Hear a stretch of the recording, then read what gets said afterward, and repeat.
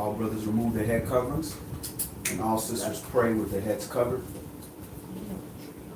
And we face the east toward Jerusalem. Isaac and Jacob. Covenant Father Elohim of Yasharal, we thank you once again, Yah, for bringing us into your seventh day, your day of rest. And as we dwell in booths, Yahweh, dwell in Sukkah, in our tents, during this Feast of Tabernacles, Sukkah, we thank you for the joy that you have given us. We thank you for commanding us to have a break and giving us a time to rejoice and to teruah, Yah, for you have been great. For many years, we've been crying out in pain and suffering, Yah, but you have given us a little break, Yah. Those that have the rest in you and your word, you've given us a little break to rejoice, Yah, and to be thankful for all the great things that you've given us in our lives. Most importantly, the Spirit, the Holy Spirit, the Spirit of Israel that you have given us, Yah. We thank you for that, for we are not worthy for it. At our best state, we're just filthy rags, Yah. But because of your mercy through your Son, we're able to receive this rest, Yah. So we humbly show you this sign on the Shabbat, Yah, during this 8-day feast, Yah. And we acknowledge your 7th day of completion as we dwell in this 8th day, which is a new thing that you have created, Yah. An 8-day feast, with 7 days being the feast days and the 8th being that last great day, Yah. So we acknowledge that and we thank you. We memorialize that forever according to your commandments, Yah. So we ask once again, please forgive us of our trespasses and our transgressions, and please allow us to keep a merciful heart, Yah, for we know the measure we meet is the measure we're going to be met with, Yah. So allow us to have a humble heart and allow pride to remove from us so that we don't be hindered by our own ignorance, Yah. Yah, these things we thank and pray for all those that gather around the four corners of the earth, all the dispersed of the children of Yasharal that gather to show you the sign according to the best of their understanding. Yah, these things we thank and pray through your holy, humble anointed Son, Yahshua HaMashiach, in which all praise, majesty, might, and dominion resides here and forevermore through you, your majesty. In the name of Yahshua HaMashiach, we thank and pray. Amen. Amen.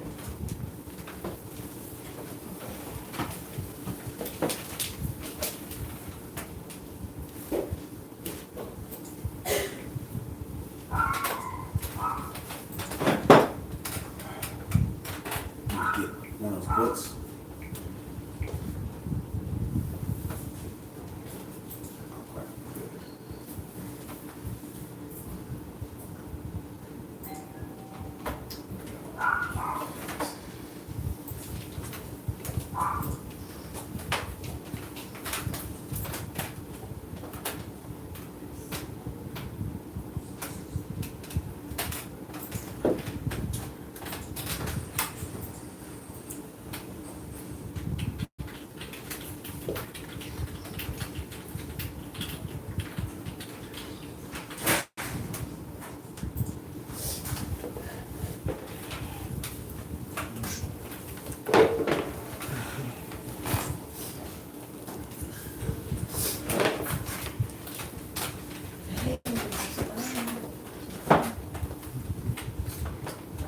Right. Shabbat Shalom. My name is YAH Yasharal. I'm with my brother Wesley. Shabbat Shalom, y'all. Shabbat Shalom. And we are Savior Word of Yah. And our Shabbat sermon, before we get started, we always go into some beginner things to kind of help people that may be newer to the walk be able to take something away from it that may seem very simplistic to us, but it was simplistic to us because we were taught these things, because we had somebody to show us these things. It's not like we just knew it or it was common sense and we just, opened the book and read and just knew it. It was things that had to be pointed out. So what we're in right now is we're in the Feast of Tabernacles. The Feast of Tabernacles is Hag Sukkah. Tabernacles is a 8-day holy day season. So it's 7 days, and then on the 8th day is a Shabbat, and on the first day is a Shabbat. And if you're not familiar with the feast days, Shabbat Shalom says, if you're not familiar with the feast days, you can go to Leviticus chapter 23. and you have all the feast days of YAH in one chapter. If it's not in Leviticus 23, it's not a feast day of YAH. And from Leviticus 23, everything in there, we are commanded forever memorialize these days. We are not in our land, so we can't keep those days according to the laws pertaining to it, because only in that land are you able to do the sacrifices, that you have the Levites, you have the temple. So being that we're not in our land and we've been dispersed, we can only realize those things, which means remember those things and pass it on to our children. So in this 7th month, you have the most holy days of any month. So in the 7th month, the beginning of the 7th month, you have trumpets, which is Teruah. That is the first day of the 7th month. People that are using a lunar calendar are falling into today being their Yom Teruah, their Feast of Trumpets, because they're using a lunar calendar. When you use a lunar calendar, the calendar is kind of going to move around a little bit. So we're really not going to get in a discussion about, what's right or wrong, because at the end of the day, we're all trying to find the proper way. So praise Yah if you're keeping your trumpets. Praise Yah if you're keeping atonement. Some people are keeping atonement. Some people use the full moon, dark moon, sliver moon. So there's a little bit of separation as far as what people are doing. But praise Yah if you're trying to go in Leviticus 23 and keep those holy days, because there's a special spirit on you, a set apart spirit that will make you even want to deal with those things. Because what does the world deal with? What days does the world deal with? Anybody? What are their holidays? What do they deal with? Christmas, Thanksgiving, Valentine's Day, Cinco de Mayo. Yet ain't nobody here Mexican. We keep every holiday except for the holy days. Even the word holiday is a derivative of holy day, which, if you want to get into the pagan structure, that even holly is pagan. Holy is pagan. All those are pagan words, but for lack of a better word, that's what we use. In Hebrew, it's moed. So the first one, again, in the 7th month is trumpets, happens on the first day. And then the 10th day of the first month is atonement, which is the holiest day of the year, which we had, which is a fast where all the children of Yasharal get together, fast, and pray for forgiveness, and Yah wipes the slate clean. So when he cleanses us, that's what makes us holy. We won't be any holier than that, because through his mercy he has cleansed us. Then after that comes into the 15th of the 7th month, which begins tabernacles, which we're in right now. So that began Tuesday night. So Tuesday night, Wednesday night, Thursday night, Friday night. So we're in the 4th day of tabernacles. And it's a 7-day feast. And the 8th day is added on to the end, which is different. The 8th day, we all know 7 is the day of completion. 7th is the number of completion. After 7, that's it. It's completed. So 8th is something new. So that's what we're going to get in today. We're going to discuss this 8th day. What does that mean? Because after you go to 7, you have 7 days a week. And then after 7, you go right back to 1. So what's this 8th day? Why is it the last day, the last feast day we have of the year? And what is it? It's a new creation. So that leads us into what we're doing today, the last great day. So the title of today's Shabbat sermon is The Last Great Day. And we know the term great. We don't typically use the term great. Like they said to Yahshua, to Christ, what do you call them a good man? He said, there's nobody good. Don't call me good. There's nobody good but my Father above. He's the only thing that's good, because anything that's good in my Father is not me. My flesh, there's nothing good in my flesh. But the Spirit belongs to the Father. That's what's good. So once you understand that concept, you can have more of a merciful heart towards your brothers and sisters, because you know they're just flesh. If I'm judging the flesh, you're going to lose every time, because the flesh makes mistakes. But the Spirit is what's good. So when I say the last great day or the last good day, then that has to be related to Yah. It's nothing about that day. It has to be something regarding Yah that makes it great.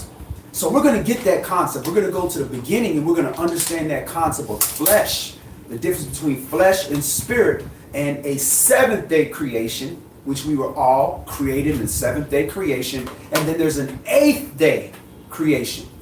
And that's what we're going to get into. So it's a little bit advanced, but we're going to try to simply get an understanding, because if we can grasp this one understanding, the difference between the seventh day man and the eighth day man, then we can see things a lot clearer and we can be more compassionate to our brothers and sisters. So when things happen, we're not so hurt, because we expect flesh to do what flesh does, especially if the flesh is not allowing the spirit to rule it.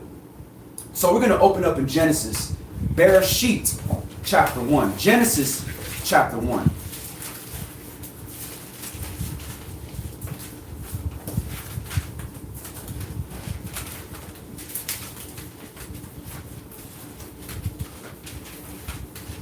And let me give a special shout out, Shabbat Shalom, to my brother Linnell Mannion. Good to see you, family.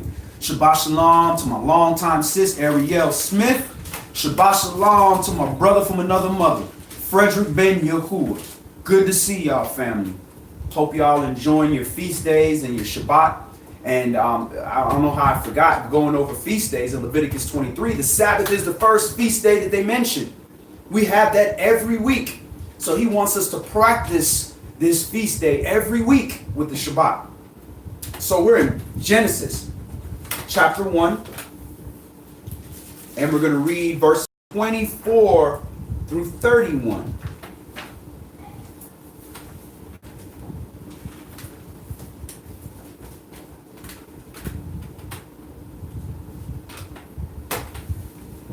Genesis, Bereshit, chapter 1. In verse 24. And Elohim said, let the earth bring forth the living creature after his kind, cattle and creeping thing, and beast of the earth after his kind, and it was so. So let the earth bring forth. So that's why they call it Mother Earth, because all these things were born of the earth. Go ahead. And Elohim made the beast of the earth after his kind, and cattle after their kind, and everything that creeps upon the earth his kind.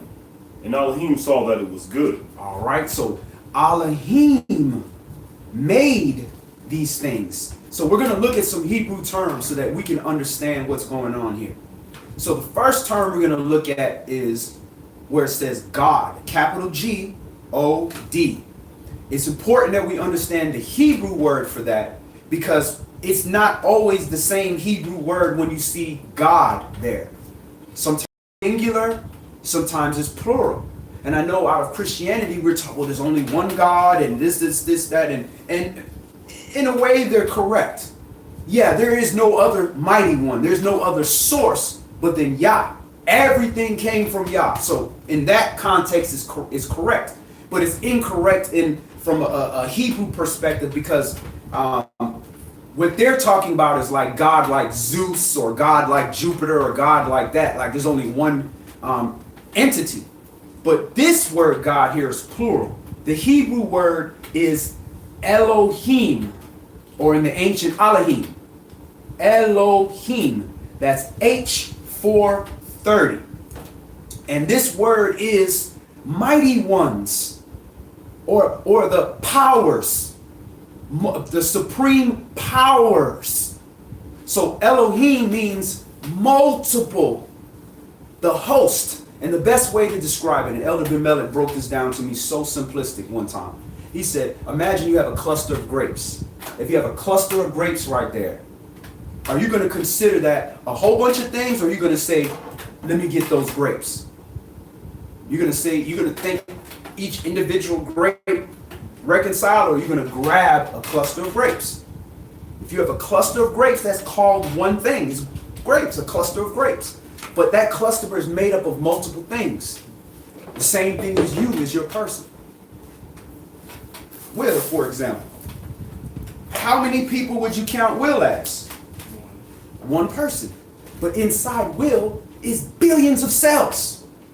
And all those cells all come from Will, and are made by Will, and they make up Will. So that would be Elohim.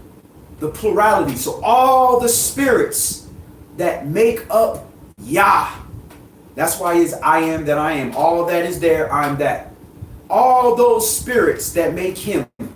He made all those things. He slivered himself. He's a spirit. He's not a man like us. So he slivered these spirits and said, you do this, you do that, you do this, you do. Well, you be wisdom, you be understanding, you be, counsel, you be might, you be this. And all those things make him up. All right. So Elohim. And for another class, we'll actually go into the totality of Elohim, because out of Elohim, there's these 4 heavenly powers, the elementals that make up Elohim. But we're not going to go over that. So just keep in mind this plural entity, the spirits that make up Yah, right? When you see God, that's likely what it is, unless it's talking about El. And the only way you're going to know that is if you get into the Hebrew. It'll say El, which is singular, Elohim, which is plural. Any Hebrew word that ends with I am, im, lets you know it's plural. So, Yahudi, which is Judah, 1. Yahudim would be how many? Plural, be multiple. So anytime you see a Hebrew word with im at the end of it, that means it's plural. So you have to look at the Hebrew to see whether it's talking about El, singular, or Elohim, plural. So in this sense, it's Elohim. So Elohim made. The Hebrew word here for made is asa. And you're going to see why it sounds a little like I'm going too deep into it, but there's a reason why I'm explaining these words, because we're going to see the difference in shortly. So made is asa, and that is to accomplish, appoint, become, bear, bring forth, to make. That is asa, to make something.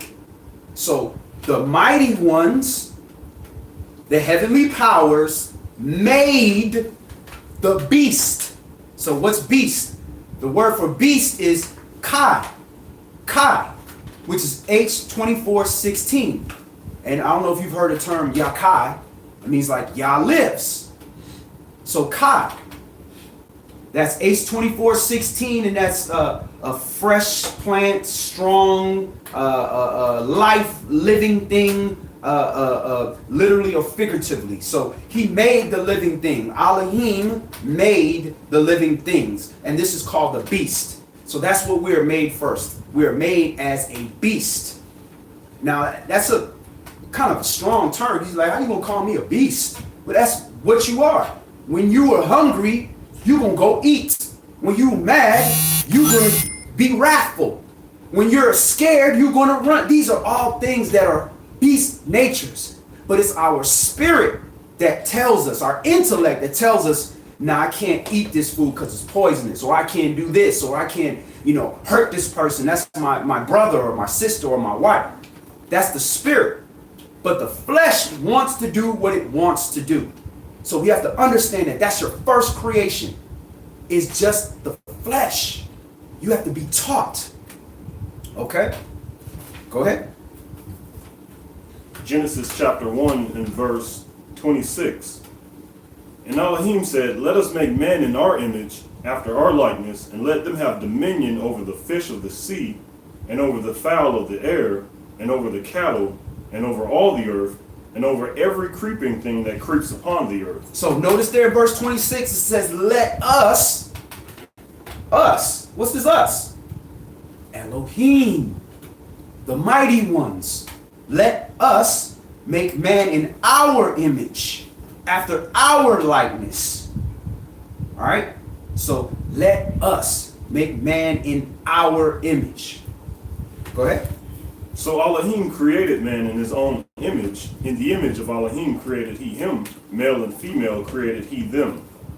And Elohim blessed them. And Elohim said unto them, be fruitful and multiply, and replenish the earth, and subdue it, and have dominion over the fish of the sea, and over the fowl of the air, and over every living thing that moves upon the earth.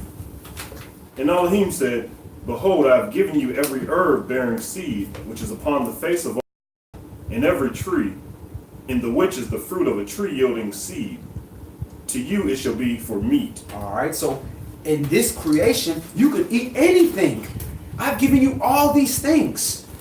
I've given you every herb-bearing seed which is upon the face of all the earth, and every tree which is the fruit of a tree yielding seed. To you it shall be for meat. So they were vegetarians. They could eat of any tree, anything in the garden.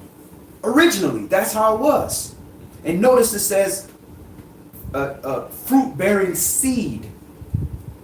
So if fruit-bearing seed is good for us to eat, what about a fruit that doesn't bear seed? Can we eat it? It's no good. It's no good. Why? Because that's somebody else created that. Ain't no fruit that don't bear. That's the definition of a fruit.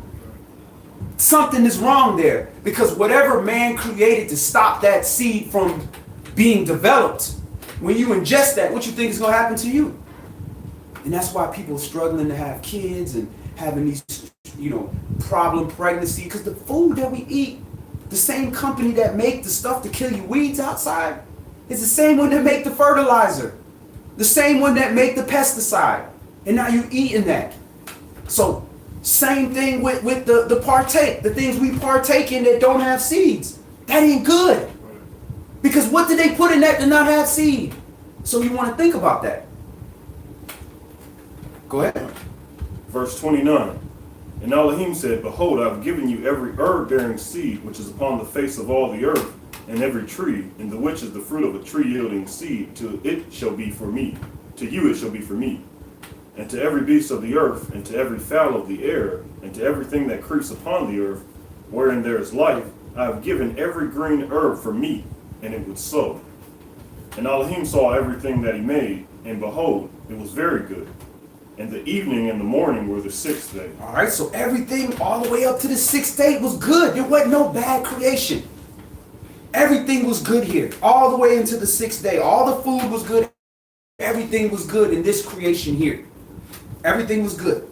So this is the seventh day creation. Now we're going to go into the seventh day, because the seventh day is the last day. He rested on that day, but everything was created in those 6 days. So that's that creation there. All right. So now let's go to Genesis chapter 2, and let's pick up from there. Genesis chapter 2 and verse 1. Thus the heavens and the earth were finished, and all the host of them.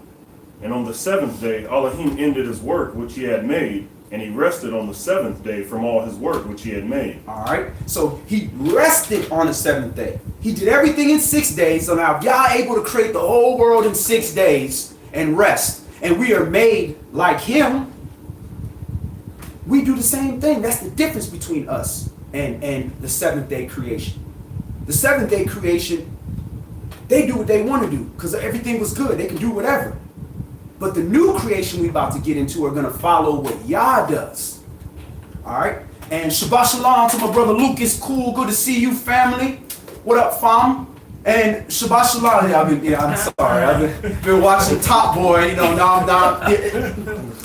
Now I'm British. I'm British for, till the next show come out, and I might be something else. But anyway, Stephanie Hicks. Shabbat Shalom, sis. Good to see you. And Frida Cole. Good to see you as well, sis. All right. Go ahead, brother. Verse 3. And Elohim blessed the seventh day and sanctified it, because that in it he had rested from all his work which Elohim created and made. These are the generations of the heavens and the earth when they were created, in the day that Yahweh Elohim made the earth and the heavens. And every plant of the field before it was in the earth, and every herb of the field before it grew. For Yahweh Elohim had not caused it to rain upon the earth, and there was not a man to till the ground. But there went up a mist from the earth, and watered the whole face of the ground. And Yahweh Elohim formed man of the dust of the ground, and breathed into his nostrils the breath of life, and man became a living soul. So man became nefesh now. Now it's a breathing flesh creature. Something was different here now. Notice the difference. What do you see the difference between the creation in the first day? Who was creating in the first 7 days? Who was creating? Elohim. Elohim was creating. Elohim made in his image, which means it's multiple spirits that are all under Yah that are creating something now in their image. Now, all of a sudden, you still see Elohim here, but it says Yahweh Elohim. When you see Lord, capital L, capital O, capital R, capital D. You notice that in your book. You see where it says Lord, is it in all caps? Yeah. It's in all caps. That means the word there was Yahweh. Yad-He, Wah-He, or some pronounce it Yahuwah, or Yahweh, or Yahweh, or however you want to pronounce it. But it's Yad-He, Wah-He, those 4 Hebrew letters. That was the name that was there, and they replaced that and put Lord there. Now, they did that, which is a little bit wicked, because you're taking the name of the Father out and putting another name in there, which happens to translate in Hebrew to Baal.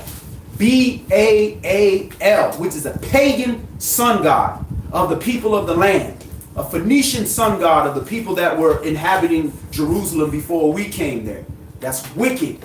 They're in our language, they're making us give credit to a entity that doesn't even exist. A pagan god, which goes against our commandments. So if you look at a study Bible, in the beginning of the Bible, the study Bible, they're going to tell you they did that. They're going to say, yeah, we removed Yah out of there and we put Lord every time you see that. And they're going to say, hey, just like the law does here, we've been made this wicked rule. We put it, but you didn't read? You didn't read a 1,000-page code manual? You didn't read that? That's what they'll say. It's wicked, but they put it there. They know. And they put it there for us to not see. They say, you want to hide something from a brother, put it in what? Put it in a book. Absolutely. Right. So that's what they did. So now you say Elohim, and it's going to tell you what part of Elohim when it gives you something in the beginning. When it says Lord in all caps, Elohim, that's Yahweh Elohim. Coming straight from the top. There's nobody else. It's just Yah speaking. Now, when it has capital L, but the rest of the letters are lowercase. Capital L, lowercase o, lowercase r, lowercase d. So it's Lord with just a capital L. That's Adonai or Adonai, which means the master. That's talking about the Mashiach. That's talking about the firstborn. That's talking about that. So when you see Lord God with just a capital L, that's talking about Christ. Christ is speaking. Adonai Elohim. Because he's the master of man. Because he's the head, we're the body. Yah is the supreme over everything. So when you understand that, you can now read the Bible with better understanding. You got a question, sis? Yeah, so can you give me an example of the difference between the male and female that was created in Genesis 1 versus the male and woman living Well, we get soul? there. We're going to get there. Yeah, we're going there. That's what I was asking about the other day. Okay. I didn't really get a chance to- Sure. So at this point, all the way up to the 7th day, male and female created he them. They are created. All right, go ahead. Verse 8. And Yahweh Elohim planted a garden eastward in Eden, and there he put the man whom he had formed. And out of the ground made Yahweh Elohim to grow every tree that is pleasant to the sight and good for food. The tree of life also in the midst of the garden, and the tree of knowledge of good and evil. All right, so those are the two in the midst of the garden. The tree of life and the tree of the knowledge of good and evil. Those are in the midst, in the middle of the garden. Go ahead. And a river went out of Eden to water the garden, and from there it was parted and became into 4 heads. The name of the first is Pison, that is it which compasses the whole land of Havilah, where there is gold. All right, so that's the Nile River. Go ahead. And the gold of that land is good. There is bdellium and the onyx stone. And the name of the second river is Gihon. The same is it that compasses the whole land of Ethiopia. And that's the Blue Nile. So it says it compasses the land of Ethiopia. So where does that mean? Where's the Garden of Eden then? It's in Africa. It's in Africa. It's telling you where it is. They're giving you the rivers and they're telling you the land. This is white man's book. Right. This white man's book, and he gonna put creation in Africa and not in Europe. He didn't write this book. Go ahead. And the name of the third river is Hiddekel. That is it which goes toward the east of Assyria. All right. So that's the Tigris River. Go ahead. And the fourth river is Euphrates. And Yahweh Elohim took the man and put him into the Garden of Eden to dress it and to keep it. All right. So we know the fourth river is Euphrates, which is the Euphrates River. Go ahead. And Yahweh Elohim commanded the man, saying, of every tree of the garden you may freely eat, but of the tree of the knowledge of good and evil you shall not eat of it, for in the day that you eat of it, therefore you shall surely die. All right. So he is giving information now. He's giving information to this creation. That's an 8th day creation. So when you look down here, verse 7, it says, Yahweh Elohim formed man from the dust of the ground. So he formed. In Genesis 1, it was he made. Elohim made. So Elohim made, which is asah, different Hebrew word. Now we're in Genesis chapter 2. It says Elohim formed, but it says Yahweh Elohim formed. So now this is Yah doing something now. Elohim was the spirits doing it. That was the first creation that happened 1 through 7. Now you have the 8th day, which is after the 7 days. There's a new creation here. And this creation, Yah is forming something. So if we look at the word for formed, it's Yatser or Yassar, which is H3335. And that is Yatsar. And that's to mold into a form, especially as a potter, to determine that is a form of resolution, to fashion, to frame, to purpose.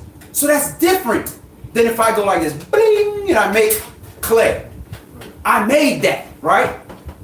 But nobody thinks we made the clay when I give you a piece of pottery. You just say, oh, you made that? Then we think, we know you shaped that. We know you didn't make the physical clay. But Elohim made that original creation. Now, Yahweh Elohim is now taking man from the dust of the ground and forming him. He's creating something. So this is a different creation than the original creation. This creation is different than the first creation because this creation got rules to follow. Don't eat of that tree. Don't do this. You can do this, but don't do that. So this is a different creation here. Yah is coming in. And this is what happens in our lives. When we are born and we just follow the rules. I'm sure they had rules they had to follow around because there was laws. You know, the universe, things were made, they're on earth. Things were made a certain, so they had to follow certain things. But now the spiritual instructions are now given to the seed of Yah's children, the people that Yah is forming. So this is what's happening now on this 8th day. The 8th day is 7 days. Then the day after that, there's a new creation. That's the 8th day. That's what the 8th day stands for. So he had the 7-day creation. Now something new is being formed. It's being formed out of something that's already here. And he's giving instruction. That's what makes us a new creation. We are now accepting instruction. We are now accepting a greater power that is showing us how to be more fruitful, how to live a more abundant lifestyle. Go ahead, sis. No, I got it now. So basically, he breathed a living soul into existing man with laws. Right. What's the word for spirit? Ruach. And how is it translated in English when it's not translated as spirit? Wind. Wind. Or breath. Right, or breath. So that's the difference. Now, you're a breathing creature, but you don't have that instruction. You don't have that spirit. You're a vessel that doesn't have the spirit yet. On the 8th day, that's when you receive that spirit. On this 8th day.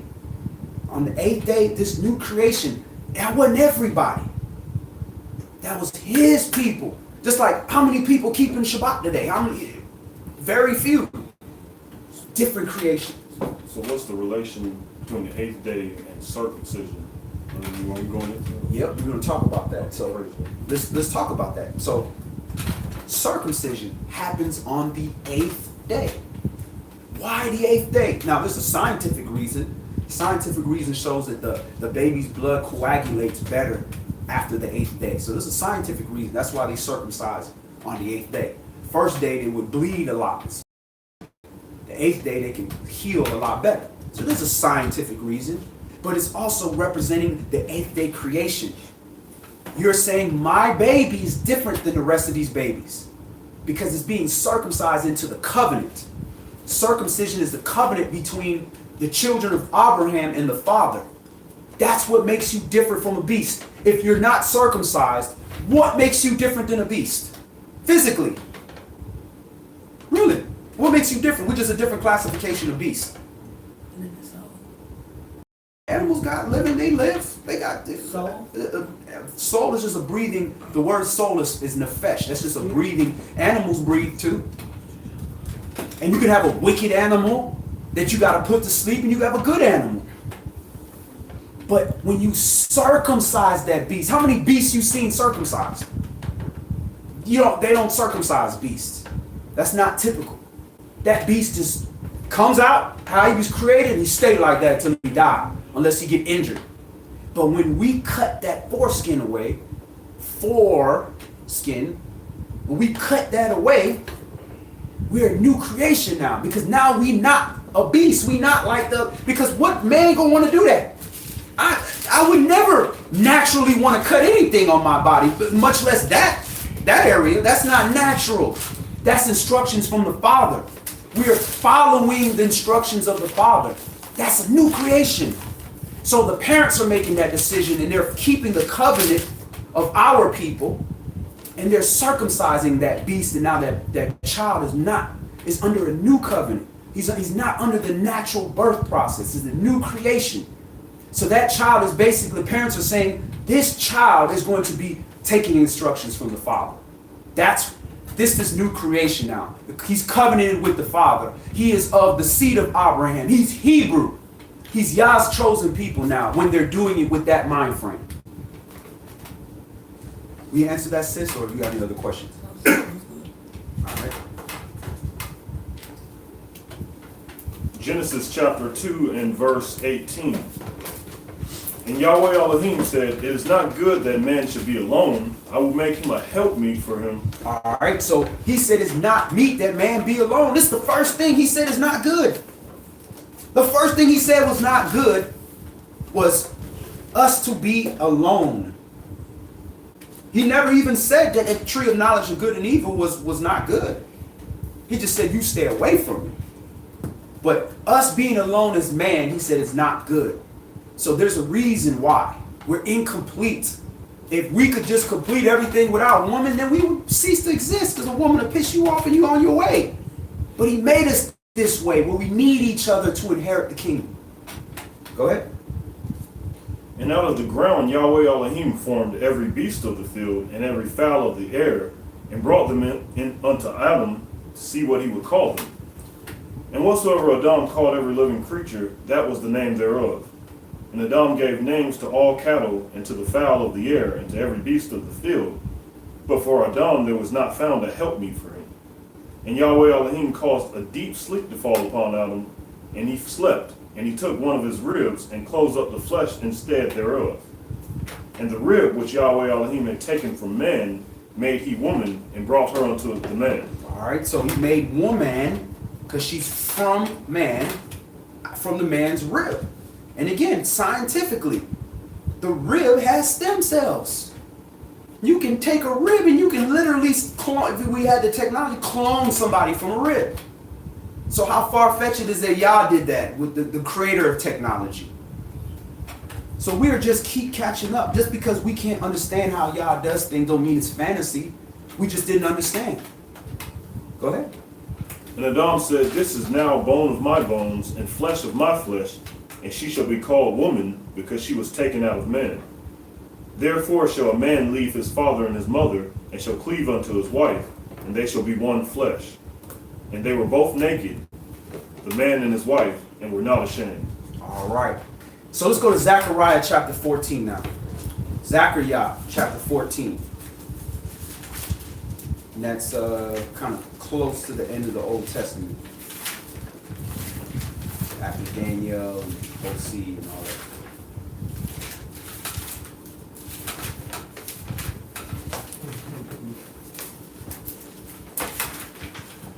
After Haggai. All right, so what Feast of Tabernacles represents, it represents that 8th day. It's the final day.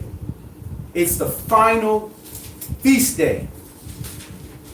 It's representing the new creation that's going to be created. Let it be done on earth as it is in heaven. So we're celebrating the fact that Yah said he's going to make a new creation. So now we're going to see what's going to happen on that new creation. What is that 8th day? Zechariah chapter 14 and verse 1. Behold, the day of Yahweh comes, and your spoil shall be divided in the midst of you. For I will gather all nations against Jerusalem to battle, and the city shall be taken, and the houses rifled, and the women ravished, and half of the city shall go forth into captivity, and the residue of the people shall not be cut off from the city. Then shall Yahweh go forth and fight against those nations as when he fought in the day of battle. And his feet shall stand in that day upon the Mount of Olives, which is before Jerusalem, on the east. And the Mount of Olives shall cleave in the midst thereof towards the east and towards the west. And there shall be a very great valley, and half of the mountain shall remove toward the north, and half of it toward the south. All right, so he says, and his feet shall stand in that day upon the Mount Olives, Mount Olivet. Who left Mount Olivet? Who was taken up from Mount Olivet? Yahshua. Right, Yahshua, Christ. Christ was taken up from Mount Olivet. He transfigured and transcended, went up. And they said, why do you stand about? The same person you saw go up from Mount Olivet is the same person you're going to see come down from Mount Olivet. So whose feet is he talking about here? Go ahead. Verse 5. And you shall flee to the valley of the mountains, for the valley of the mountains shall reach unto Azal. That's a note. You shall flee to the valley of the mountains. He that be in Judea, Matthew 24, flee into what? To the mountains. So all these little clues, you might want to find out where this is at. Go ahead. You shall flee like as you fled from before the earthquake in the days of Uzziah, king of Yehuda, and Yahweh my Elohim shall come, and all the saints with you. And it shall come to pass in that day that the light shall not be clear, nor dark, but it shall be one day which shall be known to Yahweh, not day nor night, but it shall come to pass that at evening time it shall be light. And it shall be in that day that living waters shall go out from Jerusalem, half of them toward the former sea, and half of them toward the hinder sea. In summer and in winter shall it be. All right. So this is something different now. This is a day where it's clear, where in the nighttime you got the sun. It's a whole new, something is different here. This is symbolic of that 7th and 8th day. It's a new creation. It's not clear nor dark. It's just light. It's almost like when the sun go down, it's behind a cloud, and you just have all this light, but you look up, you don't see a sun. That's a new creation. We don't experience that. This is how it is. Go ahead. And Yahweh shall be king over all the earth in that day. Shall there be one Yahweh, and his name one. So this has not happened yet. Yah is the king over all the earth. Now, he is the king over all the earth, but the earth don't understand it. They don't know that yet. So this is the future. This hasn't happened yet.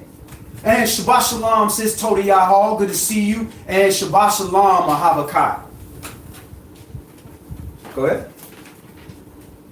All the land shall be turned as a plain from Gibeah to Rimmon, south of Jerusalem, and it shall be lifted up and inhabited in her place, from Benjamin's gate unto the place of the first gate, unto the corner gate, and from the tower of Hananiel unto the king's winepress. So again, future reference. This ain't happened before, because everything else is going to be flattened, and Jerusalem is going to be raised above everything.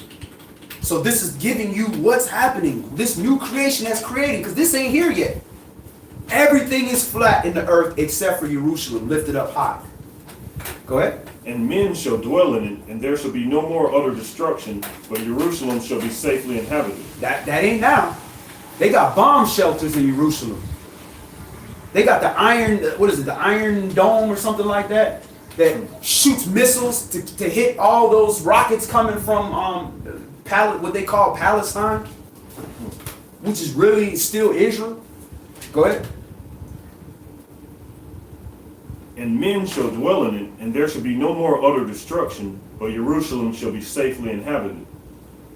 And this shall be the plague wherewith Yahweh will smite all the people that have fought against Jerusalem. Their flesh shall consume away while they stand upon their feet, and their eyes shall consume away in their holes, and their tongue shall consume away in their mouth. Wow. That's scary. So what does that sound like?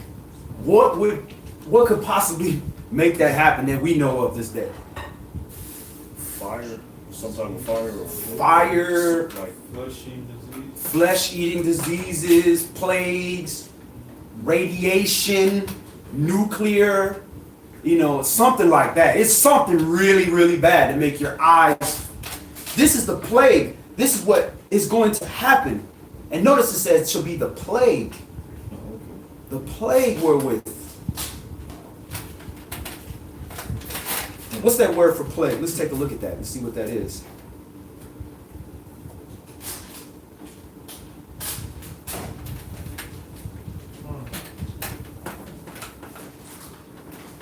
which verse is it? 12. Plague is H4046. Magafal. Blow, slaughter, plague, pestilence, strike, smite, slaughter, stroke. All right, so it's a slaughtering. So it doesn't necessarily have to be a disease per se, but it very well could be. Because, you see what's happening now. These flesh-eating diseases, people getting where their whole body is just a tear, and they looking like zombies. Literally, they got this one drug, what was it called? Crocodile? Some kind of bad heroin that people take, that they're literally, their body is just destroying away. You can see the bones and joints, and these people just alive. You're like, how are you alive like that? Go ahead. And it shall come to pass in that day that a great tumult from Yahweh shall be among them, and they shall lay hold every one on the hand of his neighbor, and his hand shall rise up against the hand of his neighbor. And Yehuda also shall fight at Jerusalem, and the wealth of all the heathen round about shall be gathered together, gold and silver and apparel in great abundance. And so shall be the plague of the horse, of the mule, of the camel, and of the donkey, and of all the beasts that shall be in these tents, as this plague. And it shall come to pass that every one that is left of all the nations which come against Jerusalem shall even go up from year to year to worship the King, Yahweh of hosts, and to keep the Feast of Tabernacles. All right, so you see your King, and it says the Lord. Is it in all caps? So what does that mean?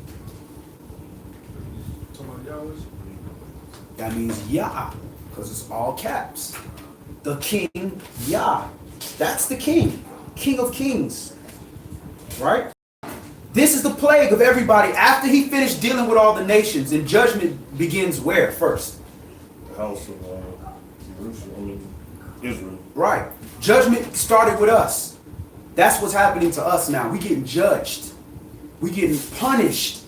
But best believe, after us comes the nations. The nation's going to get their judgment. And he's telling you what this judgment is. All them people that try to fight against us, we ain't even going to have to fight. He finna plague them. And their eyes and their tongues, they ain't even going to be able to cry or complain. They ain't even be able to curse.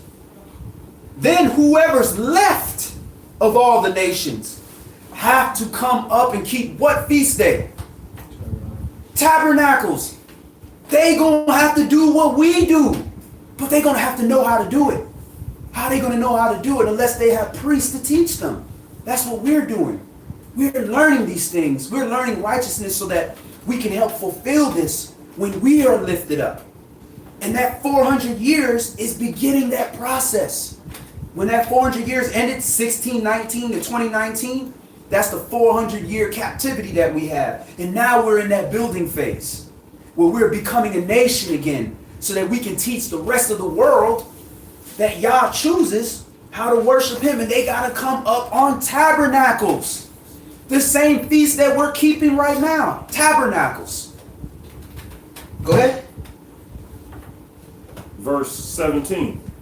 And it shall be that whoso will not come up of all the families of the earth unto Jerusalem to worship the King, Yahweh of hosts, even upon them shall be no rain. So they will get no rain.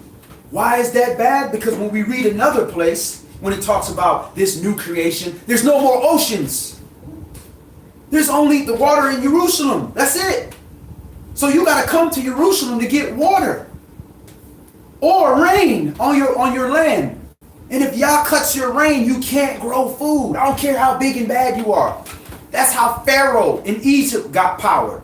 Because it was a drought. The food was dead. And Yosef, our brethren, told Pharaoh before the drought happened, start lining up all your food because it's about to be a drought.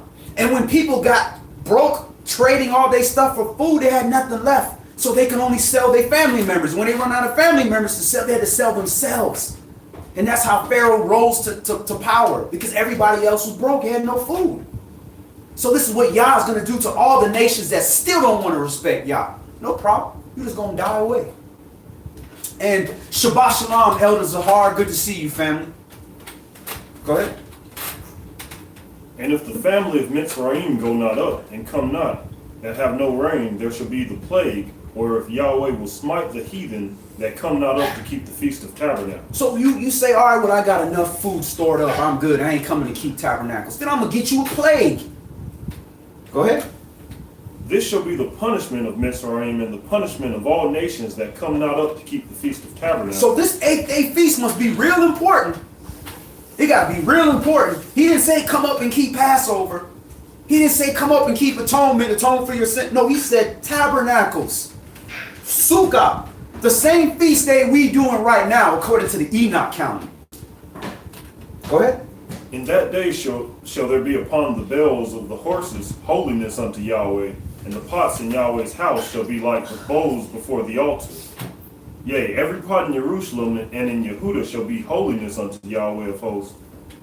And all they that sacrifice shall come and take of them, and seethe therein. And in that day there shall be no more Canaanite in the house of Yahweh of hosts. All right, so obviously there's still Canaanites. There's still people of the land that are still mixed amongst the children of Yasharal.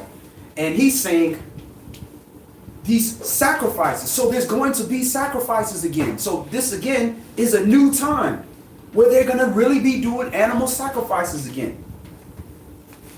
All right, let's move on. Let's go to Isaiah chapter 60. Yeshayah is going to give us a clearer look of this 8th day, this creation. What's going to happen?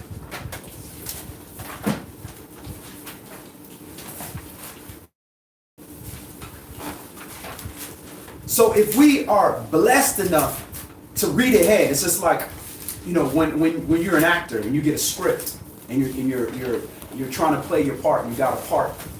First thing you do is read ahead. I want to see what happens. What happens to this guy? He died? Is he the hero? What happens? You know, I want to know.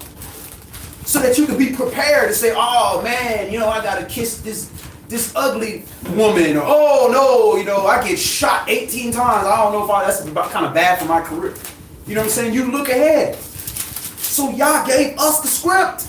He said, look, bro, here's, guess what? You got the lead role. Congratulations, fam. You got the lead role, fam. You get to read, and you read in the head, you're like, yeah, oh, this is rough. I gotta go through all this? Man. Alright, but let me get to the end, man. I come back, I win. And I stay at top forever. But we got the same thing. We can look in this book and we can see what's gonna happen. So we actually have the ability to say, I know what's gonna come. I know I'm gonna win. I know I'm going to be powerful. I know I'm going to have this word. So I'm going to act like I know that. So in the middle, when this stuff is going on, I'm like, don't worry, I'm cool. I'm not panicking. I already know what's going to happen. Because we believe it. When you got that script and that producer and director say, this is the film, you're not going to change that, bro. It is what it is. When the character dies, the character dies. when your boy Driz died in Top Boy, you're not gonna change that. He died. It is what it is. So this is how the book is. You're not gonna change that. Yah's will is gonna be done. So it behooves us to get in here and see what's gonna happen so that we can play the part. But the problem is, you don't know what it's like. The Walking Dead. They don't know who's gonna die. They show up to work one day, be like, oh, by the way, you died today. Oh man, it's very similar in this book. We know our people make it, but are you gonna make it? So you better act like you want to make it. Yes, YAH, Isaiah chapter 60. We're gonna start this at verse 1. Arise, shine, for your light is come, and the glory of Yahweh is risen upon you. For behold, the darkness shall cover the earth, and gross darkness the people. But Yahweh shall arise upon you, and his glory shall be seen upon you. All right, so that's when the 6th day, that sun is going to set, then it's darkness. That's the great tribulation. The worst time man has ever seen since us being a nation. But his light shall arise upon us. Why? Because we got that light that was created on day one. The spirit of Israel, the firstborn spirit. We good. Everybody else don't know what to do, but we got this. We know what to do. Nah, I can't do that. This is where I'm supposed to go, and I know this is going to happen. Y'all do what y'all want to do. I know what y'all said. I'm going to do what y'all said to do. Go ahead. And the Gentiles shall come to your light, and the kings to the brightness of your rising. Now, what would make the nations come to your light? What would make them come to you? Because they're in such darkness. They lost. They confused. There's no wisdom. There's no understanding. It's just death everywhere. It's dark. They don't know what's going on. They're afraid. There's evil spirits everywhere. But they look at you and you bright and you confident and you comfortable and you protected and you eating in the drought. You got rain. Nobody can touch you. That's what would make Gentiles come up to you. They're not coming up to you because they just so non-racist. They coming up to you because it's life or death. Go ahead. Lift up your eyes round about, and see all they that gather themselves together. They come to you. Your son shall come from afar, and your daughter shall be at your side. Then you shall see and flow together, and your heart shall fear and be enlarged, because the abundance of the sea shall be converted unto you. The forces of the Gentiles shall come unto you. The power of the Gentiles, their armies, their forces, their groups, their power is going to come to you and bow down to you because they want to live. And because the wicked people of those nations was judged. We just read that in Zechariah chapter 14. How you going to do the other nations? You trying to fight my people? My righteous people? I got you. Consume away, burn. Then everybody else is terrified. They're looking at the children of Yasharal over there standing like, geez, like, I wish you would. And they coming up like, listen, obviously they got the truth. We going over there. Go ahead. Verse 6.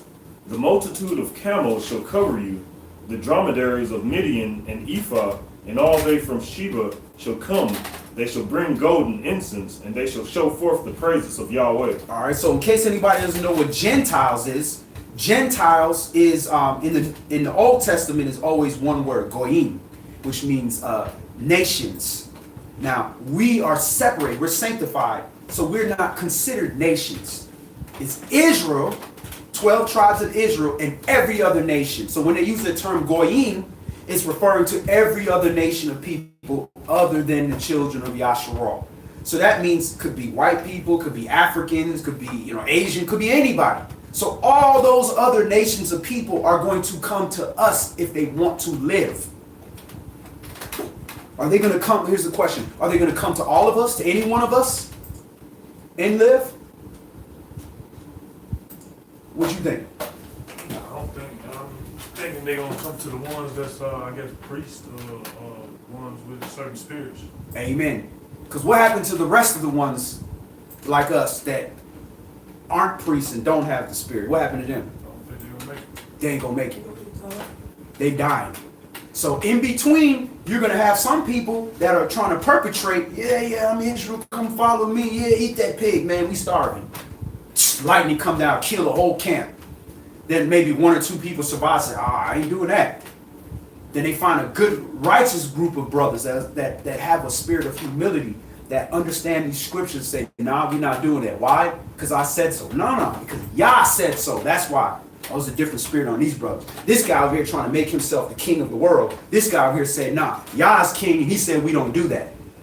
That's the difference. Go ahead. All the flocks of Kedar shall be gathered together unto you. The rams of Nebaioth shall minister unto you. They shall come up with acceptance on my altar, and I will glorify the house of my glory. Who are these that fly as a cloud, and as the doves to their windows? Mm-hmm. Surely the owl shall wait for me, and the ships of Tarshish first, to bring your sons from afar, their silver and their gold with them, unto the name of Yahweh your Elohim, and to the Holy One of Yasharal, because he has glorified you. All right, so the ships of Tarshish is Spain. Those are the big, long trading ships that they used to trade goods and food with. Now, these ships traded some of the biggest goods, and the biggest goods was us. Them same ships. What was it? The Nina, the Pinta, and the Santa Maria. Those are ships of Tarshish. That's what brought us over here, slaves. So them same slave ships that brought us over here are the same ones that are going to bring us back. And the nations are bringing us back home because that's like their ticket. Look, I got your son. I brought him. Don't kill me. Don't kill me. I brought your son. Please protect my family. I got your kids. I got your people. Go ahead.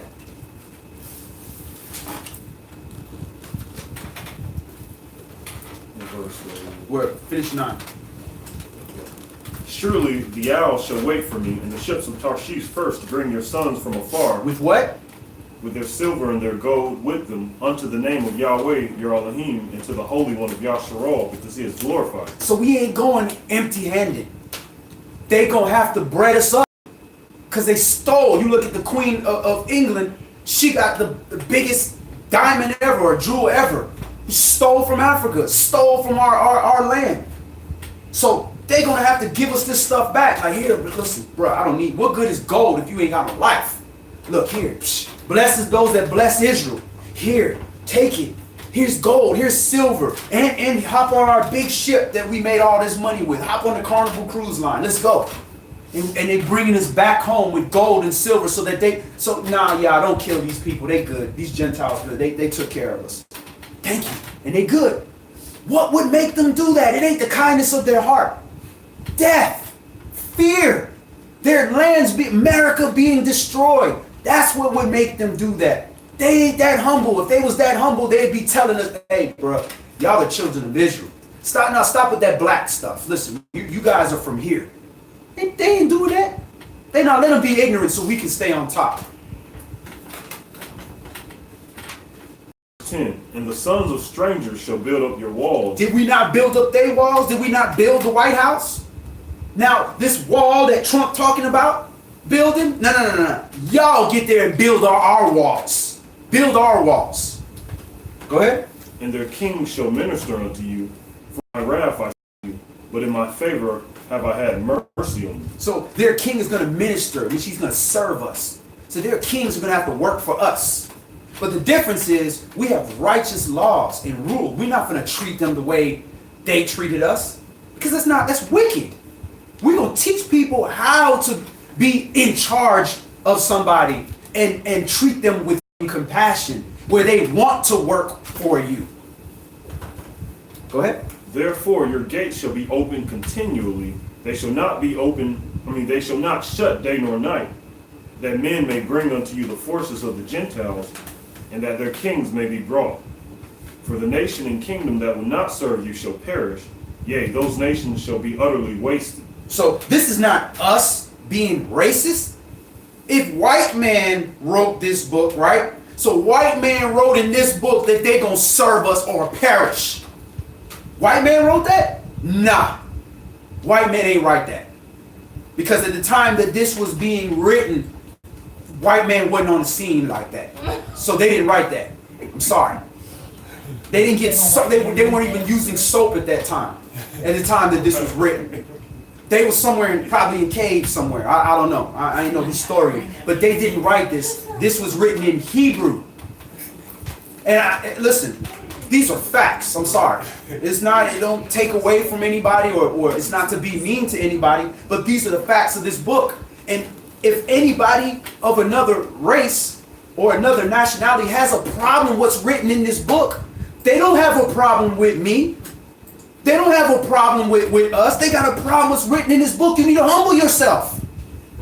Because we're not telling you, hey, well, you finna be our slave. We finna whip you and I kiss my shoe. And we ain't coming with that kind of spirit. We telling you the order that YAH set up. And that's the way he put. And if you of another nation, even my own mother's of another nation, if she does not assimilate to YAH's order, then there's going to be judgment. And that's it. It don't matter what I think. That's the righteousness of this book. Now that time hasn't come, but that's what's coming in the future. We are still coming out of our 400-year captivity. Go ahead. Verse 13, the glory of Lebanon shall come unto you, the fir tree, the pine tree, and the box together, to beautify the place of my sanctuary, and I will make the place of my feet glorious.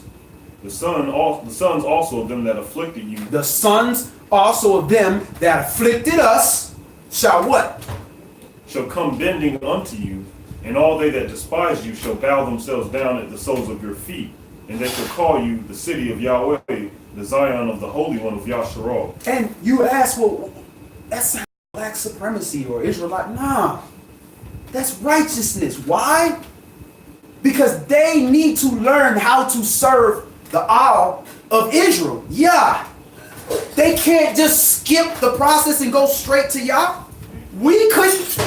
We had to follow the order. We had to respect the Levite. We had to go keep his holy days. We had to get punished and thrown into captivity for breaking these laws. So they have to learn those things too. And they got to learn through the priests, us. So you want to worship YAH? You want to serve YAH? Then you show reverence to his priests. And we're a nation of priests. You show reverence to his firstborn. And learn how to be righteous and have them teach you righteousness. And humble yourself to them, because I used you to punish them. So now you need to humble yourself. Now anybody who's haughty and want to take that to their advantage and say, well, I'm going to start abusing people of another nation. What you think will happen to them? Anybody? What you think will happen to those people? You ain't going to be around. Because wickedness is being rooted out of the earth. So don't think that, okay, that means we're going to take brothers that are on the corner yelling and screaming and calling people names and everything and put those people to rule you. Nah. He going to put righteous kings to rule you. And it's not to say that those people or brothers are bad people or nothing like that. But he's going to use the way that he described this. Righteousness. This says that we can't hate these people. We can't. Go ahead. Whereas you have been forsaken and hated, so that no man went through you, I will make you an eternal excellency, a joy of many generations. It's a joy of many generations because they're saying, man, we are not blocked away from YAH. We can learn through the priests how to worship YAH, and we can receive the blessings in abundance like other people are receiving it. And Shabbat Shalom, Shirley Martinez. Good to see you, sis. I got a comment if you don't mind. Go ahead. But verse 15 where it says, whereas you have been forsaken and hated, so that no man went through you. Mm-hmm. It just really makes me think about what we're going through right now as a people, is that, you know, the other nations don't really come to us, but probably for entertainment. Right. So, but everything else is like, we have to go to them for stuff.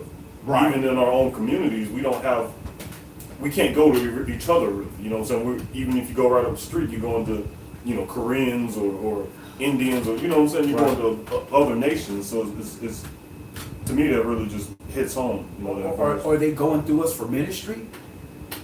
Do they get rich and then go to Creflo Dollar? Nah. They get rich and they go to Joel Osteen or one of them. They're not coming through us. For what? Why would I? Look at y'all carry yourselves. Look at you walking. Look at your son. He walking with his pants hanging around his ankles. Why am I come to you? But see, things are different now, because now we walking in righteousness when this point comes. Yahshua's already came, so there ain't no question of what he looked like and where he from. And the brothers and sisters like us that are the rebels want to rebel against this new change of government, those people getting rooted out. So now it's just the righteous people and obedient brothers and sisters left. And they're seeing the spirit of righteousness amongst them, and they're coming to these people. They're going through them because they know that you can't just walk up. The same way when YAH came down and gave us the law, he had to put bounds around the mountain, rocks around the mountain. It said even if an animal came through, the animal had to die. Because we were defiled, we weren't holy enough to come close unto YAH. And that's why YAH created the priesthood, to teach the nation how to come closer to YAH. And then the nation was created so the other nations could come closer to YAH. He didn't make them to destroy them all. They're his children. But we the firstborn. I love my firstborn and my lastborn. The last one that I have now. But that firstborn is order. That's the firstborn. Different responsibility. Go ahead. Verse 16. You shall also suck the milk of the Gentiles, and shall suck the breast of the kings, and you shall know that I, Yahweh, am your Savior and your Redeemer, the mighty one of Yaakov. For brass I will bring gold, and for iron I will bring silver, and for wood brass, and for stones iron. I will also make your officers peace, and your exactors righteousness. So we're going to have, again, I'll make your officers peace. They're going to be shalom. They coming through with righteousness. The officers they're exactors of righteousness. They're using proper law. They got good understanding, wisdom, good judgment, good counsel. They're not out here trying to treat people like crap. That's not what YAH wanted. He wanted the whole world to be in righteousness. So how are we going to teach the world righteousness when we got in our heart, I want to whip them, beat them like they beat us? Nah, let that go, because they didn't do it. YAH did that. And YAH gonna take care of the people that did that, not us. But we think we gonna walk into the kingdom with that in our heart, with hatred towards another human being? No, it ain't gonna work that way. YAH can hate whatever he wanna hate, because YAH is the creator. But he told us not to hate.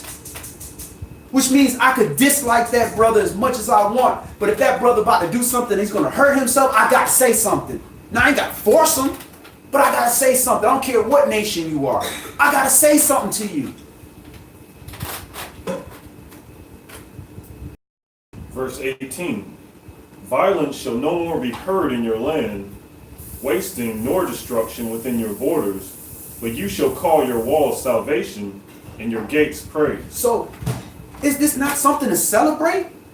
This is what we celebrating. That's what this whole feast day is. The whole 8 days is to celebrate 7 days of great time. Then guess what? The party's over. No, keep the party going. We gonna throw you. Usually I don't do this, but keep the party going. They say keep going 8th day, party again. And if you sad, if you crying, you in error. You can't even be sad. You can't even be upset. You gotta literally be happy and celebrate and party, because YAH is saying it's gonna be peace. It's gonna be great. All you gotta do is make it. All you gotta do is not give up your ticket on the bus. That's it. Nobody can take that from you. You gotta give it up. Here's my ticket. Ticket say righteousness. Here you go. I don't need this. That's the only way. He gave us free will. You ain't gotta live forever in peace and have all them people that dislike you come begging you. You ain't got to live like that. You can burn with other wicked people. That's your free will. Go ahead. The sun shall no more be your light by day, neither for brightness shall the moon give light unto you. But Yahweh shall be unto you an everlasting light, and your Elohim your glory. No more sun, no more moon. No more moon. So if you have no more sun and no more moon, and we have light, how are we gonna look at the moon for a new month? Can't. There's no more moon. So that kills the moon theory that you're gonna use a moon to calculate your month, because there's gonna be no sun and no moon. But you still gonna have to keep tabernacle. How you gonna know when it's tabernacles? Go ahead. The sun shall, verse 20.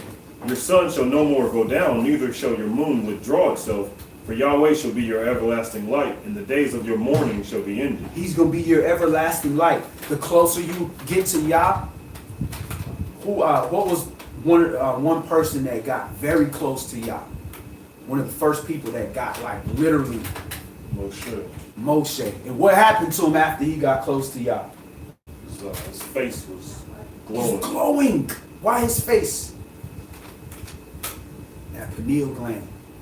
That pineal, which the pineum is the face of Yah, is what he said. That's pineal. The pineal gland is open, and you're receiving all that light.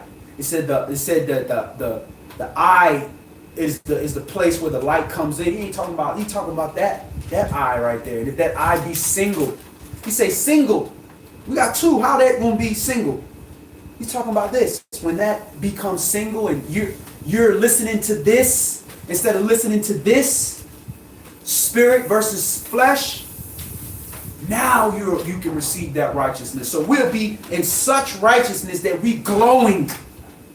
The spirit of Yah is glowing. There's so much light in us that there's nothing holding it back.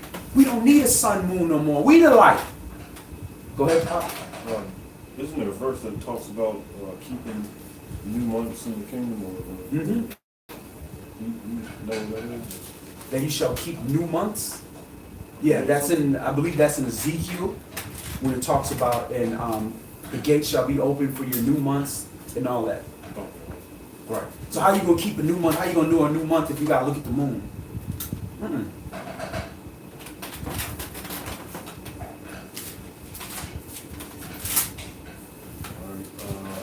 21. Isaiah chapter 60 and verse 21. Your people also shall be all righteous. They shall inherit the land forever, the branch of my planting, the work of my hands, that I may be glorified. So all righteous. I mean, ain't no wicked people walking around. So we coming with that wickedness in our heart. That's what the wilderness is for. Now, listen, we setting up 7th day for the 8th day to come. So all that wickedness got to be rooted out. So we're going to see the 7th day. We haven't reached the 7th day in Yah's creation plan. 7th day is what? What's the 7th day? Saturday, which is the Sabbath. It's a day of rest. Peace and rest. Can you have rest and peace if you got a murderer sitting across from you? You can't sleep. You can't sleep without sleeping like this because I don't trust that dude. So the great murderer, the father of lies, got to be put away. He ain't put away right now. There's wickedness happening in the earth. So when he's put away, now you can have peace. And we're going to read that. We're going to read that shortly. Go ahead.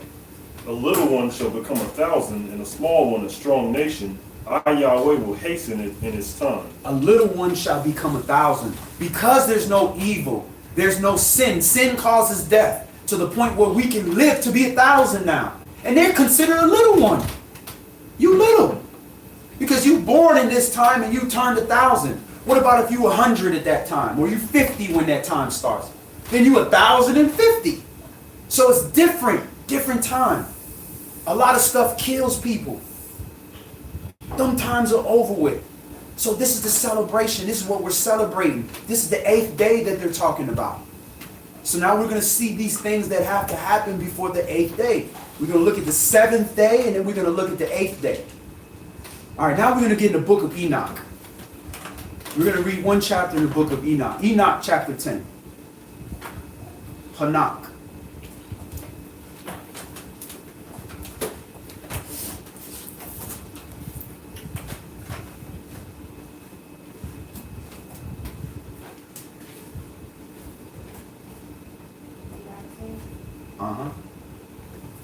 Enoch isn't in the... No, it's not in the... Enoch is that's a Sefer writing, which means that's one of the other writings. So it's not in that book. Right.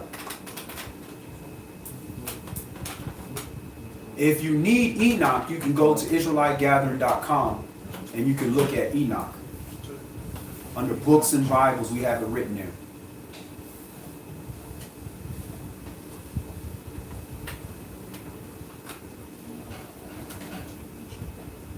Hanok or Enoch, chapter 10, and you can start that at verse 1. Then the Most High, the great and holy one, spoke and sent Arsalei Yair to the son of Lamech, saying, say to him in my name, conceal yourself. All right, so let me just give you a little background. So Enoch is the seventh from Adam. So you have Adam, first man, 7 down, you get Enoch. So Enoch is way before everybody. Enoch is way, way, way before everybody. So Enoch was also taken up. He was one of the few brothers that were taken up. So he's got information that a lot of people don't have. And he wrote these down in books. And this stuff was passed down and passed down. That's how we were able to read during tabernacles how Abraham was keeping tabernacle. How he keeping tabernacle? Moses ain't even here yet to give the law. Because Enoch had these things. Enoch had that connection with the Father and had the instruction from the Father. It was an 8th-day man that was passing this down to his seed. And that went down all the way till it came to us. So these things and keeping these laws and doing these things that our forefathers did from beginning of creation, that's what makes us set apart. That's what makes us the people of the earth that were 8th-day creations versus the 7th-day creation that's running around doing whatever they want.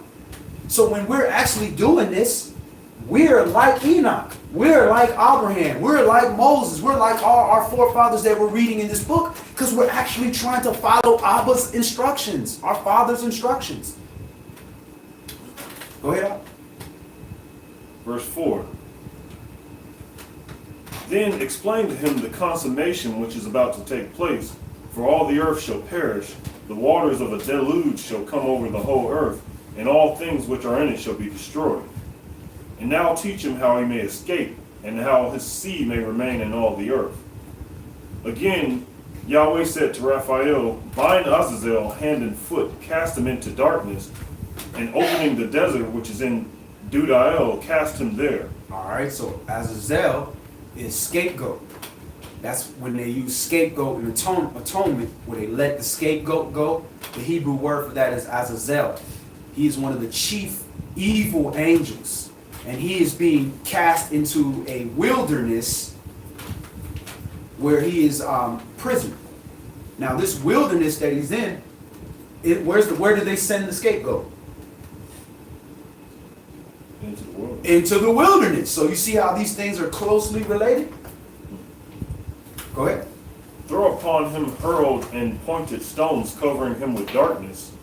There shall he remain forever. Cover his face, that he may not see the light. And in the great day of judgment, let him be cast into the fire.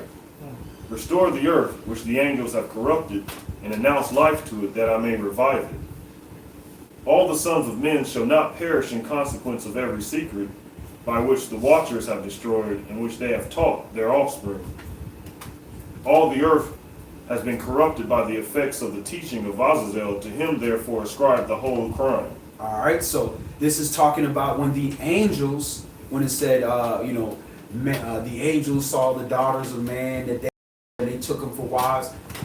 This is what it's talking about here. The angels in heaven had knowledge of things that was on that tree of good and evil that we were not supposed to get. We weren't supposed to learn how to make nuclear weapons. We were not supposed to learn how to make sharp iron swords to cut each other. Things that we were not supposed to learn, the tincture, which is the black eyeliner that Egyptians wear that causes cancer. We weren't supposed to learn those things, but we learned it. And whereas maybe it could have been given to us at a time when we had a little more righteousness, it was given us at a time when we were not knowing how to do things properly, and we turned it into a bunch of wickedness. So all the men who allowed those evil angels with evil spirits to enter their vessel get punished. Because they weren't supposed to allow those spirits to come into them. They were supposed to follow YAH, but they chose to follow other spirits.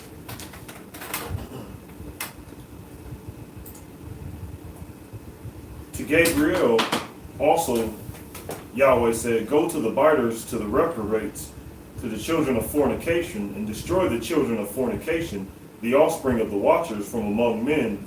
Bring them forth, and excite them one against another. Let them perish by mutual slaughter, for length of days shall not be theirs. They shall all entreat you, but their fathers shall not obtain their wishes respecting them, for they shall hope for eternal life, and that they may live, each of them 500 years.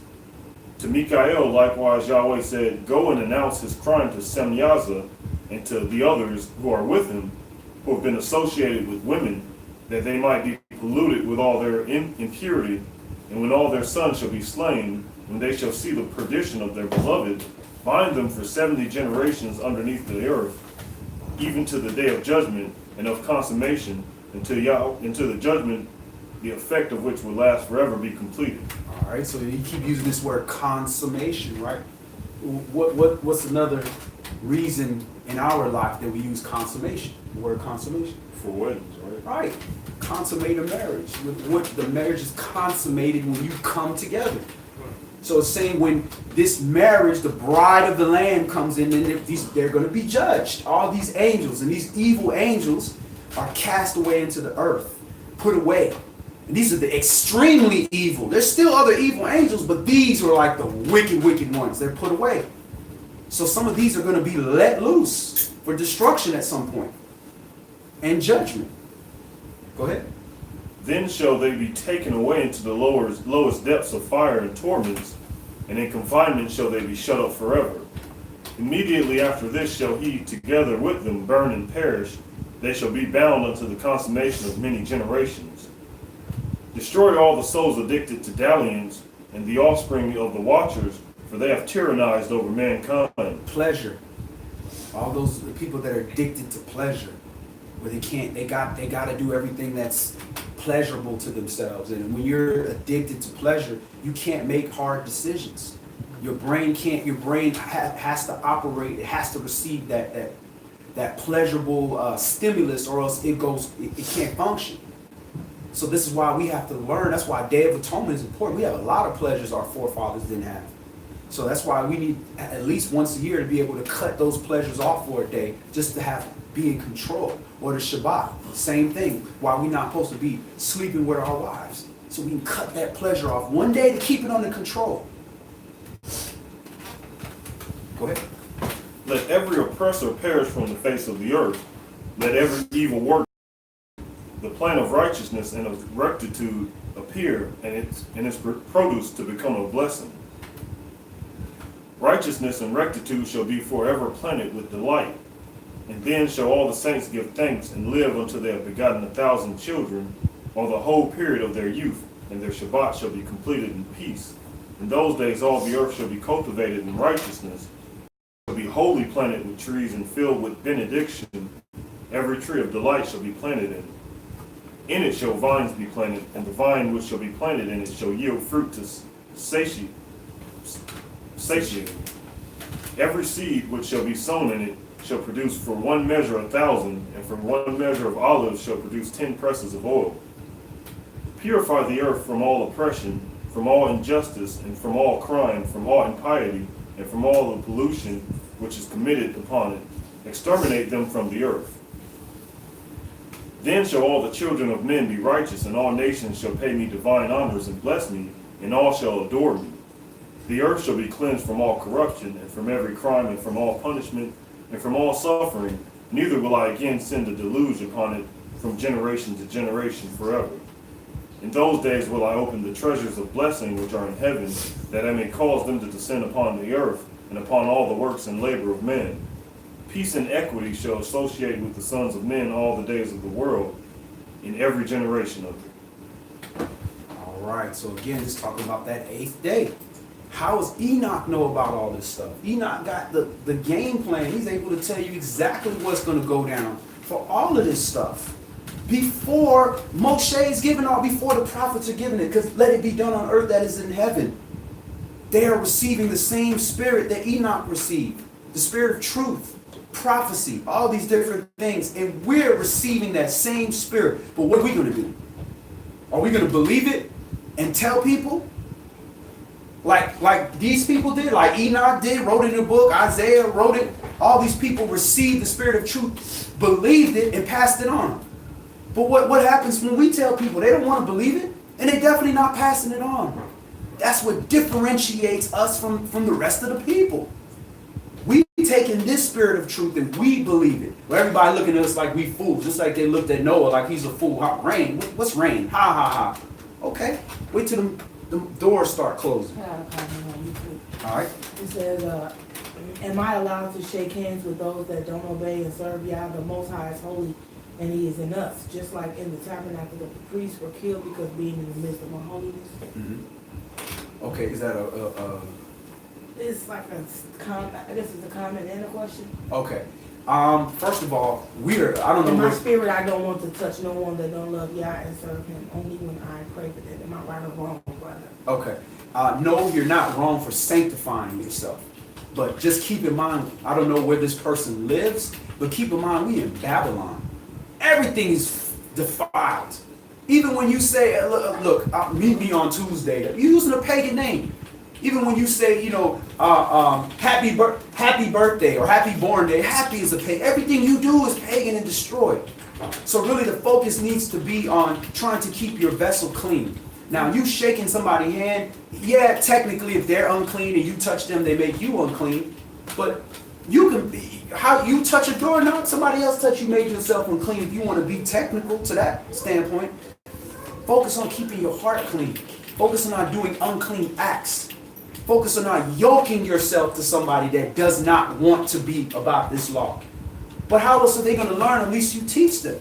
So you're right in the concept where I don't want to shake hands as far as make agreements with these people, but you can't be as stickler where you're not going to touch them. How do you know? Because you be around your own brother or sister who claim that they serving Yah, and they more wicked than the Gentile out here that don't know any better. Because we know better. Should not go around the publicans and sinners? Yeah, he went around the publicans and sinners to heal them, not to hang out with them. So in that context, like he or she said, unless it's to help them, yes, absolutely to help them. He's not hanging out with those people. Because when they addressed him about that, well, why are you over there with these publicans and these harlots? He said, does a man go to the doctor when he's unclean? I mean, when he's healthy now, you go to the doctor when you're sick. I'm a healer. I'm coming around these people to help them heal from their infirmities of sinfulness.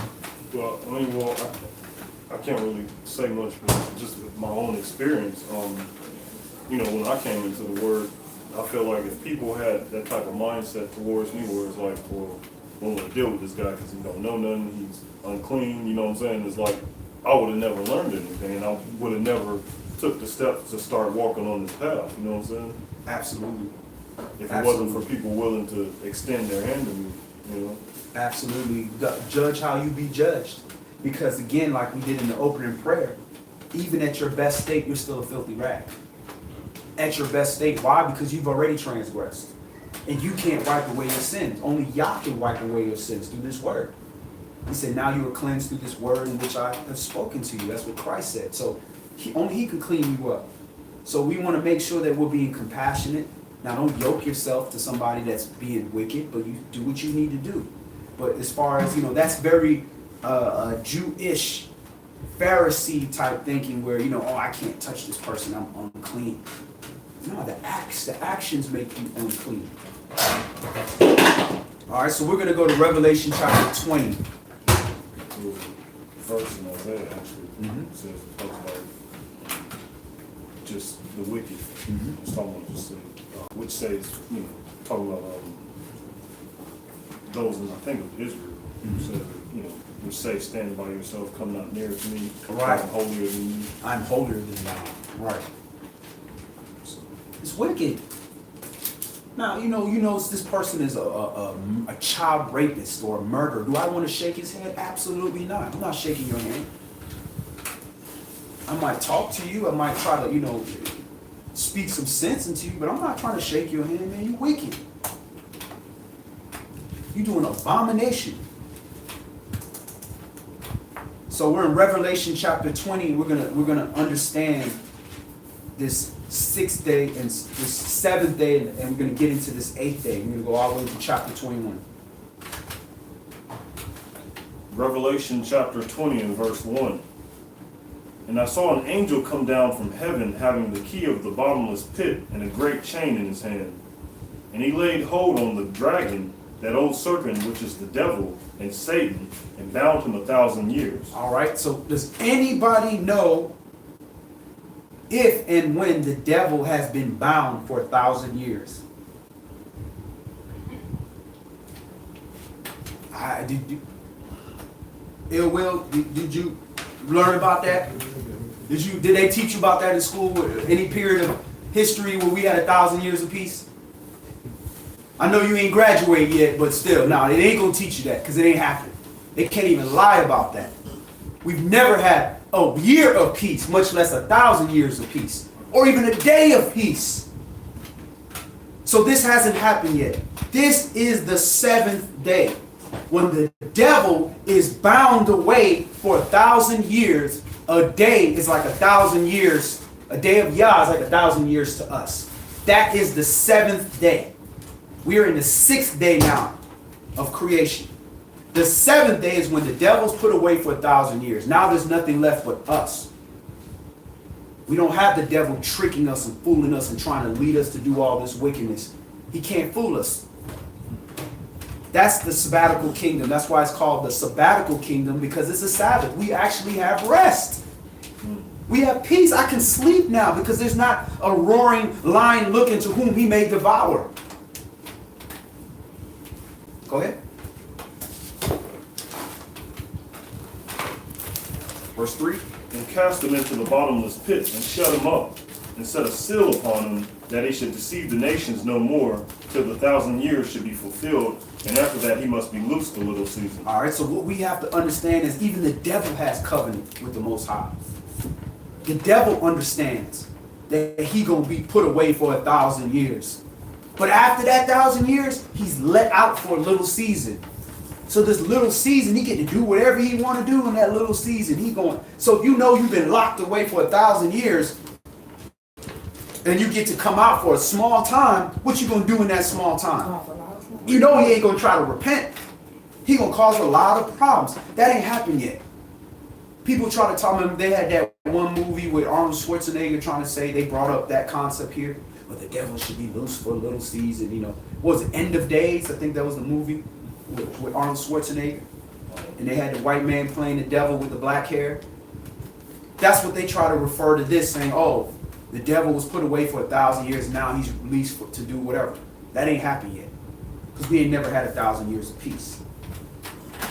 And remember, he's got a seal upon him that he can't deceive people no more. So now you're dealing with the real, people that are not being deceived by the devil. But he's loosed a little season after that 1,000 years. Go ahead, on. And I saw thrones, and they sat upon them, and judgment was given unto them.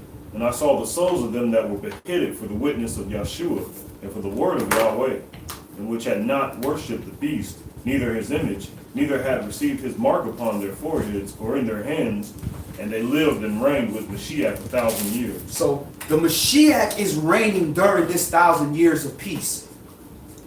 So when Yahshua returns, and the devil is put in the bottomless pit, that is the sabbatical kingdom. That's 1,000 years of peace, and we will have Christ with us. And you're going to have those that were resurrected. Now it says, well, are these people going to include people that weren't? You can't be beheaded for Yahshua if you were before Yahshua. Well, it lets you know. Beheaded for the witness of Yahshua. And Yahshua is what? What is Yahshua? The word. He's the word. The word of who? Yeah. And witness of Yahshua, and for the word of Yah. So all the people that were beheaded for the word of Yah, and those that came after Christ's time that were beheaded for his sake, those people will be resurrected and will live with Christ 1,000 years and reign. Not only live, they're going to reign with him. That's the first resurrection. There's 2 resurrections. That's the first resurrection. So after this 6th day, going into the 7th day where you're going to have 1,000 years of peace, you're going to have that resurrection where people are going to literally rise from the grave that were beheaded for the word of Elohim and for Yahshua. And those people are going to live and reign with Christ for 1,000 years. Go ahead. But the rest of the dead live not again until the 1,000 years were finished. This is the first resurrection. So everybody else who died that wasn't resurrected on this first resurrection with Yahshua, they stay asleep. They don't just come out. Everybody don't come out at the same time. They remain asleep. Go ahead. Blessed and holy is he that has part in the first resurrection.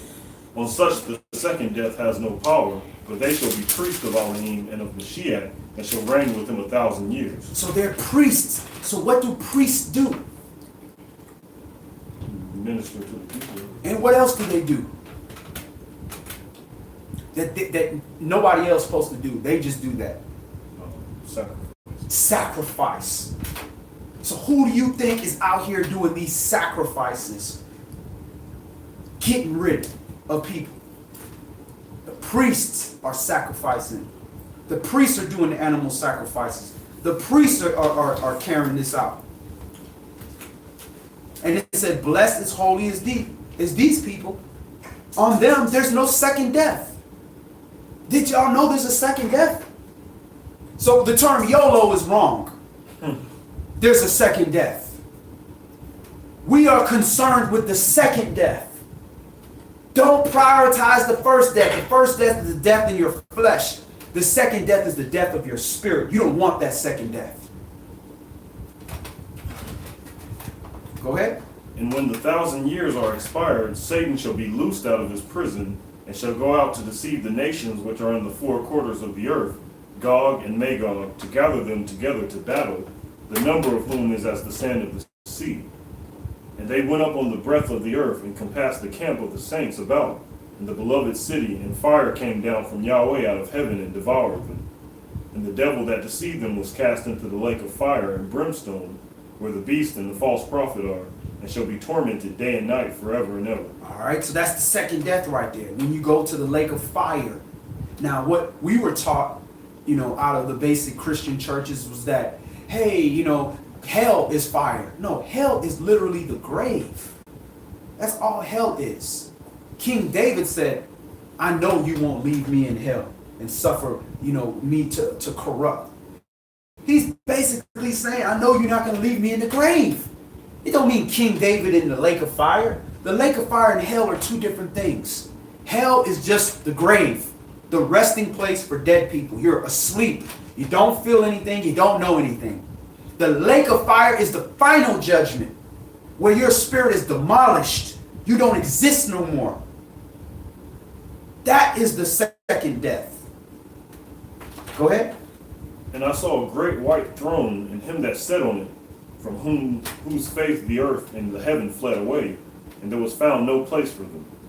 And I saw the dead, small and great, stand before Elohim, and the books were open, and another book was opened, which is the book of life, and the dead were judged out of those things which were written in the books, according to their works. So you are going to be judged according to your works, according to your deeds. You not just be, oh, did you believe in Christ? Yeah, I did. Were you good?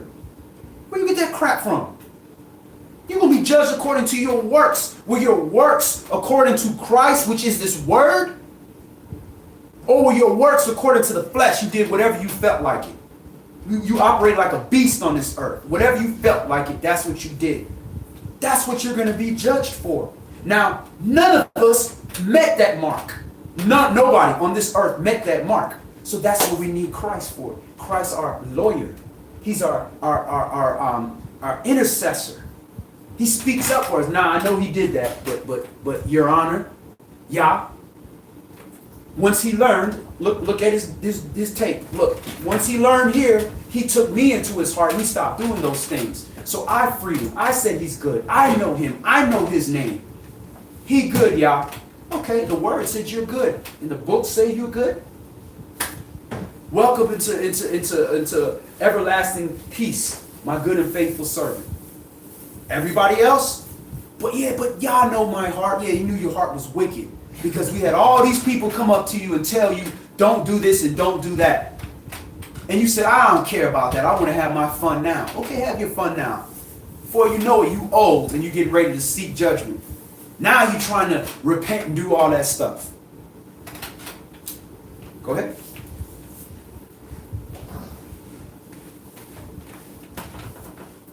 And death and Hades were cast into the lake of fire. This is the second death. And whosoever was not found written in the book of life was cast into the lake of fire. So the second death is the lake of fire. Ain't nobody saw the second death yet. Nobody. I don't care Hitler or the guy who killed a bunch of people, shot 50 people in Virginia Tech, or all these wicked, guy that did all the wickedness in the earth. None of these people in the lake of fire right now. That judgment doesn't happen until after the 1,000 years of peace. We haven't had 1,000 years of peace. So there's order. The 6th day, which we're in now, we cross over into the 7th day, and in the 7th day, when you have 1,000 years of peace, after the 1,000 years of peace, then the devil's loose for a little season to gather up the rest of the wicked people that are left, that still, after 1,000 years of peace, still can't get rid of the wickedness, which is in them, not in the devil, within them. And the devil fools these people thinking that they can beat Yah, and he lines them all up for the big battle to come fight against the children of Yasharah. And we don't even have to fight. We just stand here just like this. And Yah sends fire from heaven, devours them. And that's it. All the wicked are done. Then after that, everybody else raised up that wasn't raised in the first resurrection. That's the second resurrection. And all those people raised up, and they go line up, and we all get judged. That's when we all get judged. Hey, either you in or you out. Either you live forever in peace, or you go into that lake of fire, burn, and disintegrate. One or the other. This point now is now we come into the 8th day. Because now you had the 7th day, it's a sabbatical kingdom, 1,000 years of peace. And the 8th day is the final creation. At the end of the 7th day, all the wickedness is destroyed. Death, hell, pain, suffering, all that is thrown into the lake of fire. It is gone forever. It's a new day. Perfect. Perfection. No more suffering. Those days are over with. That is what we're celebrating right now. That if we can make it into the 7th day, we make it into the 7th day, we got 1,000 years of peace. And then now we have all those people that were beheaded for the word of Yah and for Mashiach are walking around. All these people, Abraham, King David, Moses, all of them is walking around. And if you got any questions, man, I don't know what to do. Should I do this or should I do that? I want to do the right thing. Oh, do that. Okay. The word said do that. Moshe said do that. All right, I'm going to do that. Or, hey, I made a mistake. I just found out that Leviticus 16 and 18 says I was supposed to do this and I did that. Oh, no problem. The Levites, go ahead. Sons of Zadok, go ahead and burn up that animal sacrifice for him. He didn't know. Okay, you good.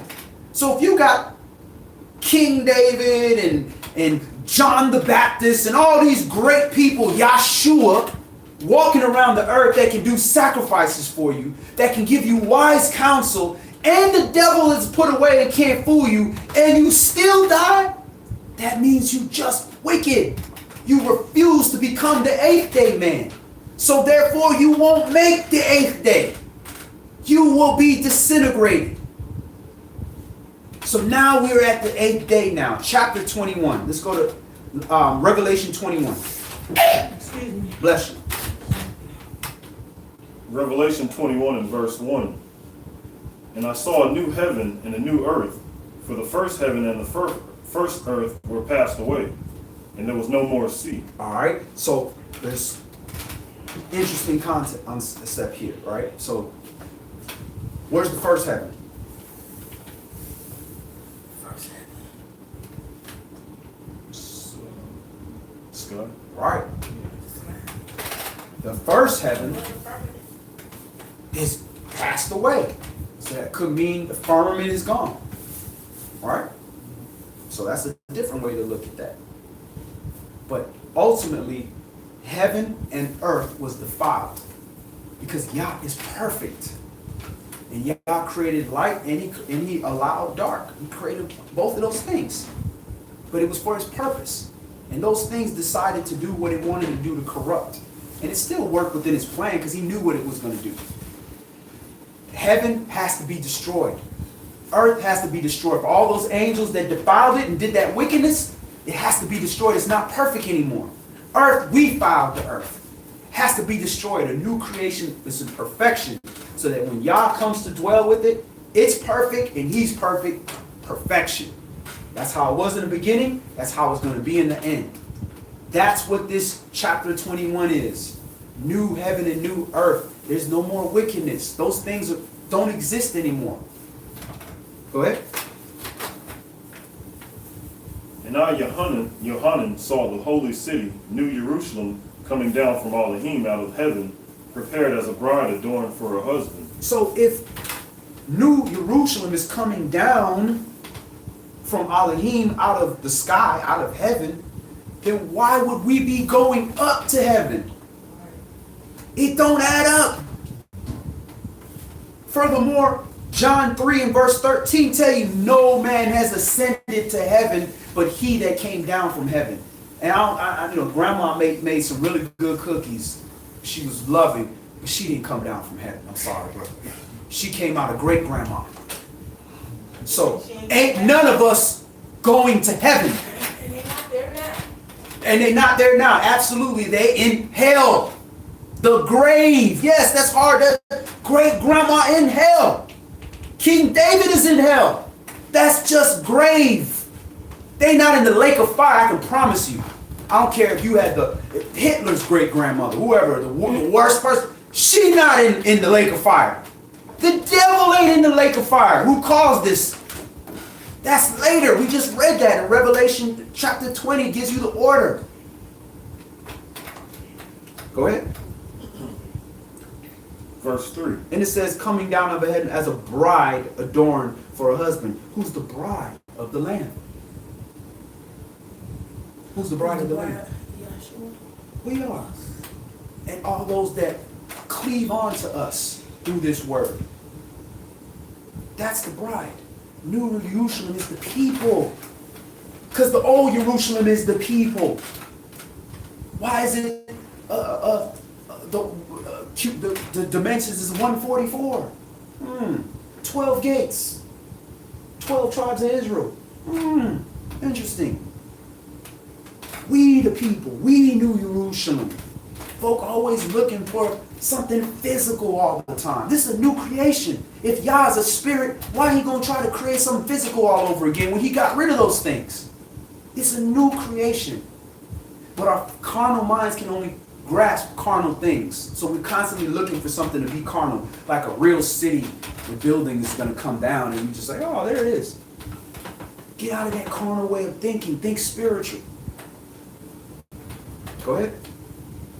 And I heard a great voice out of heaven saying, behold, the tabernacle of Elohim is with men, and he will dwell with them, and they shall be his people, and Yahweh himself shall be with them, and be their Elohim. And Elohim shall wipe away all tears from their eyes, and there shall be no more death, neither sorrow, neither crying, neither shall there be any more pain, for the former things are passed away. And he that sat upon the throne said, behold, I make all things new. And he said unto me, write, for these words are true and faithful. And he said unto me, it is done. I am the Alpha and Omega, The left and the top for Hebrew. Go ahead. the beginning and the end. I will give unto him that is athirst of the fountain of water of life freely. So remember, he had to put a flaming sword around the Garden of Eden because there they had the tree of life there. And it was kept away. Because if you were wicked and you took of that, then you live forever in wickedness. And nah, it wasn't designed. You need to die. That needs to go away. Go ahead. He that overcomes shall inherit all things, and I will be his Elohim, and he shall be my son. He that overcomes. So that's very important for us to understand. He that overcomes. What are you overcoming? Wickedness. Your flesh. Wickedness in your flesh is no good thing. Yah is good. Call no man good. Ain't nothing good but my heavenly Father above. So we have to overcome that beast and become the eighth day man and be a new creature. A new creation, a new creature that takes wise counsel from the Father and lives in righteousness so it can coexist with all the other righteous beings, which is Israel and all the other nations that cleaved under righteousness through Yah, through the children of Yasharal. Go ahead. But the fearful and unbelieving and the abominable and the murderers and whoremongers and sorcerers and idolaters and all liars shall have their part in the lake which burns with fire and brimstone, which is the second death. The second death.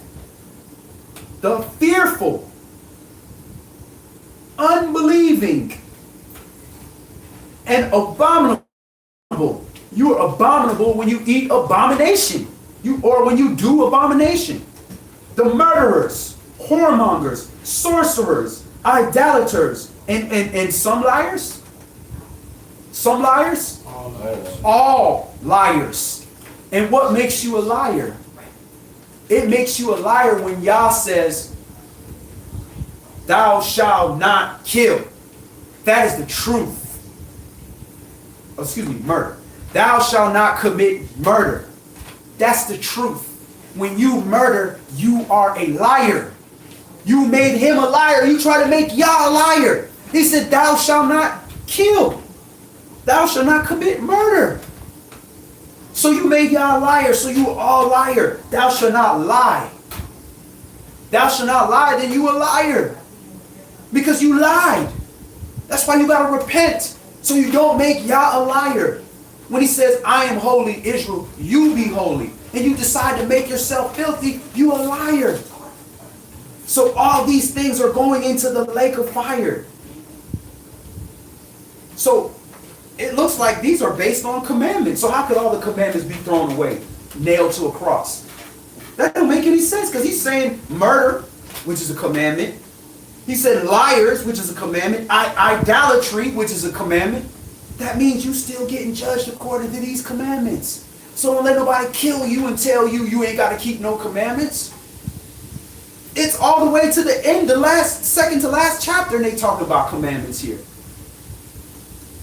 Go ahead. And there came unto me one of the 7 angels which had the 7 vials full of the 7 last plagues, and talked with me, saying, Come here, I will show you the bride, the Lamb's wife. And we're in Revelation chapter 21, and we're on verse 10. And he carried me away in the spirit to a great and high mountain, and showed me the great city, the holy Jerusalem, descending out of heaven from Elohim, having the glory of Elohim, and her light was like unto a stone most precious, even like a jasper stone, clear as crystal. A jasper stone. Anybody know what color a jasper stone is? I want to say it's green. Kind of. Close. Brown. He that sat on the throne was the color of jasper stone. Brown. You can't get brown What verse is that? without black. What verse is that? What verse is that? Verse 11, Revelation chapter 21, verse 11. Like unto a jasper stone. This is how he describes the Father and the Son. Brown, jasper. Go ahead. And had a wall great and high, and had 12 gates, and at the gates 12 angels, and names written thereon, which are the names of the 12 tribes of the children of Yasharal. All right, so this is where people get upset again. There's 12 gates and 12 angels at those gates. Do we think those angels just, chilling, like, just hanging out, looking cool or whatever? They got a job. There's 12 tribes over those gates. If you ain't from that tribe, you're not going through that gate. And none of those gates said gate of Gentile. These is Hebrews, Israelites. But there's another place. Go ahead. On the east 3 gates, and on the north 3 gates, on the south 3 gates, and on the west 3 gates. And the wall of the city had 12 foundations, and in them the names of the 12 apostles of the Lamb. 12 disciples. Go ahead. And he that talked with me had a golden reed to measure the city, and the gates thereof, and the wall thereof. So you have 12 patriarchs, then you have 12 disciples. 12 and 12. 144. Go ahead. And the city lies foursquare, and the length is as large as the breadth. It's like a box, or not necessarily a box, but it's a box base, a square base. Go ahead. And he measured the city with the reed, 12,000 furlongs. The length and breadth and the height of it are equal. Okay. Ray, you the genius here. 12, same breadth and same width. What would that equal?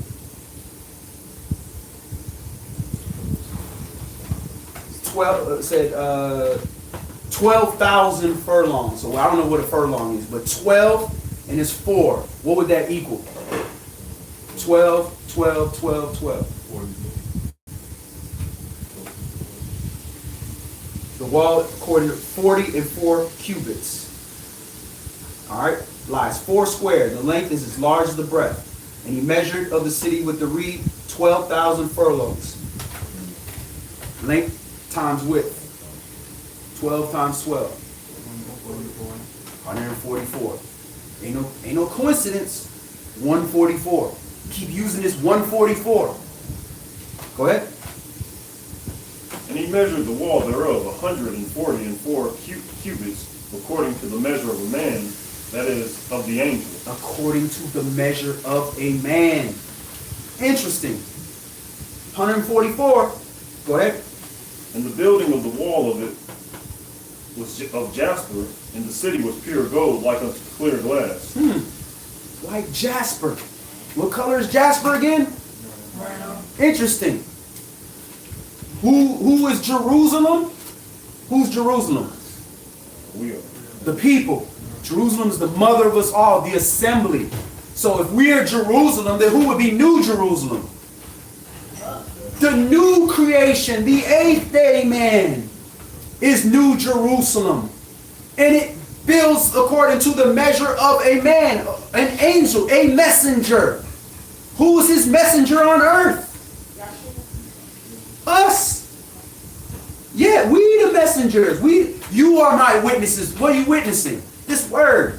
Whose testimony? Who's the servants? Us. So we got to get out that carnal look. Always got to feel like everything got to be something physical. YAH is invisible. He don't need to make something physical. But he's giving us what it looks like. It's brown. It's us. We making this. We the bride of the Lamb. He not marrying the city. He marrying us. So that we can be one with the head. So it's one body again. It's not a body with a head cut off and a head just floating around. Christ and his wife is coming together to become what?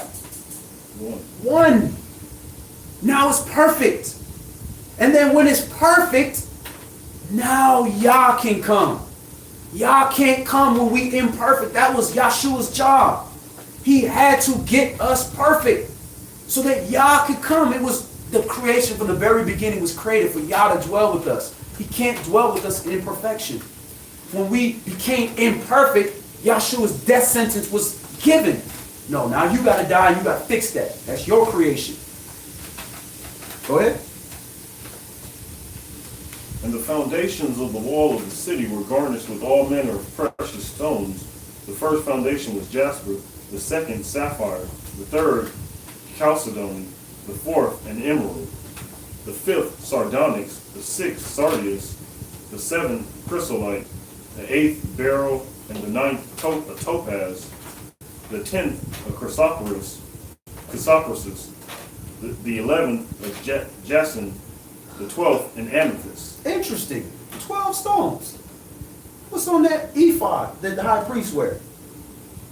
12 stones. Those 12 stones.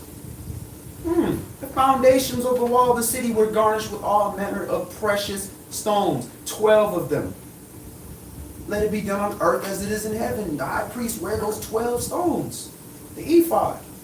It's all describing us. Go ahead. And the 12 gates were 12 pearls. Every several gate was of one pearl. And the street of the city was pure gold, as it were transparent glass. And I saw no temple therein, for Yahweh El Shaddai and the Lamb are the temple of it. Don't need no temple. They the temple. They the most holiest part of the holy city. It's them. Go ahead. And the city had no need of the sun, neither of the moon to shine in it, for the glory of Elohim did lighten it, and the Lamb is the light of thereof. And the nations of them which are saved shall walk in the light of it, and the kings of the earth do bring their glory and honor into it. And the nations of them which are saved. So with all this, everybody else gonna die, and it's just gonna be Israel. That's ridiculous, racist, untrue doctrine. Because Isaiah 60 says those people gonna serve us in righteousness and minister to us. The king's gonna minister to us. So how they gonna minister to us if they all wiped away, they all dead, and it's just us? So you gonna have your own brother serve you? Nah, them days is over for us. We serve YAH. The rest of the nation's gonna serve us. So how they gonna serve us if they not here? They just gone.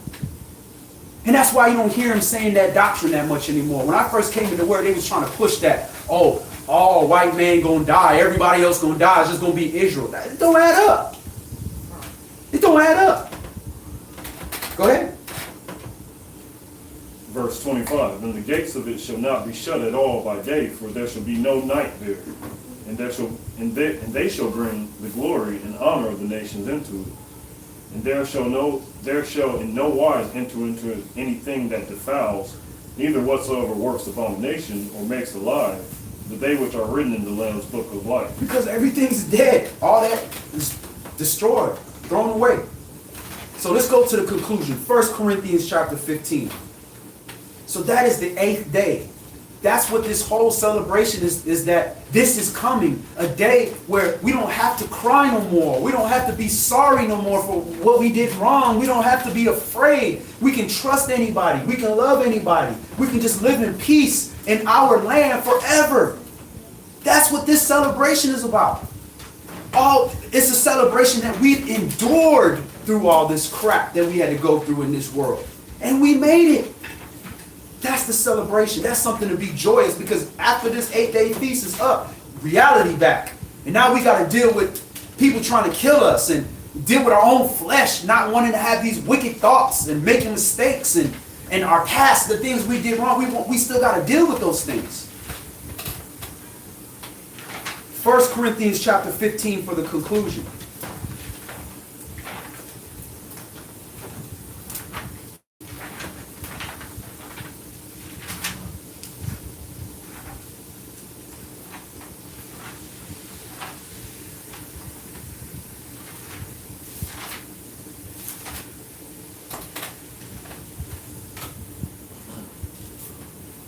First Corinthians chapter 15 and verse 1.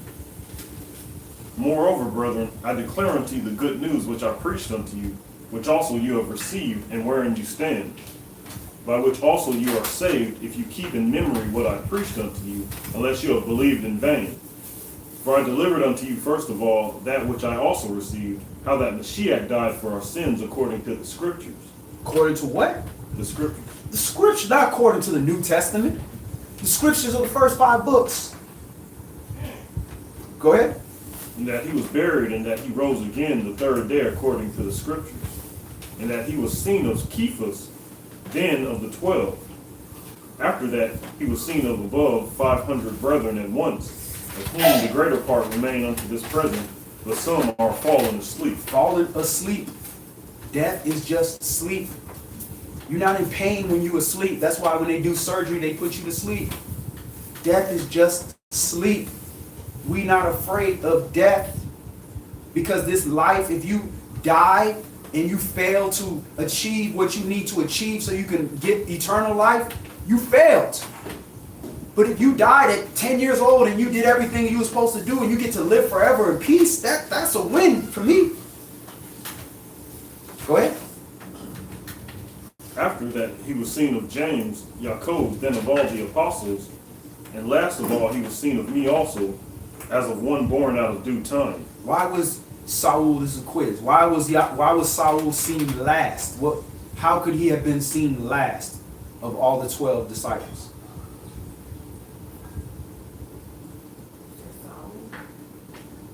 Paul, how was he seen last? By Yahshua. Remember when he saw him? Anybody? because Yahshua came to Saul after he had already went to heaven. That's why he said, he's a special vessel unto me. Because all the disciples saw him when he came back, before he resurrected. Before he went to heaven. He just resurrected from the grave, and he saw people. He didn't go to the Father. That's why he said, don't touch me. I haven't gone to my Father yet. After he did all that and went to his Father, he came back again and went to Saul. And that's why he said, as one born out of season. Because Saul was killing disciples. Then Yahshua came to him and talked to him and said, why are you, kicking against the pricks? Why are you persecuting me? Then he was blinded. And then he received this sight and he became Saul, the apostle from that point. So that's why he's saying one that's born out of season, out of due time. And let's see what else he says. For I am the least of the apostles, that am not meet to be called an apostle, because I persecuted the assembly of Yahweh. Now, he didn't consider himself least because he was last. He considered himself least because he persecuted the church of Elohim. He was lining up believers and bringing them back to the temple to be tortured because he used to be a Pharisee. Go ahead. But by the grace of Elohim I am what I am, and his grace which was bestowed upon me was not in vain, but I labored more abundantly than they all, yet not I, but the grace of Elohim which was with me. And that's why you can't judge. I don't know too many people that have done more wicked things than Saul. And Saul responsible for 3/4, Paul. Saul was his Hebrew name. He's responsible for 3/4 of the New Testament. But he was killing believers in Christ. Killing them. Literally. He went to the Sanhedrin and got letters, permission to round up believers of Christ and bring them back to the temple to be tortured. That's this Paul that we're reading right now. Now imagine if you judged that brother and said, oh, I ain't going to shake you. I don't want to touch you. I'm not even going to talk to you. I haven't even done things as bad as Saul. But Saul was a special vessel. That's why you can't judge people until they're dead. After it's dead, well, I can't, he can't repent. He's dead. That's the judgment. Death. He's dead.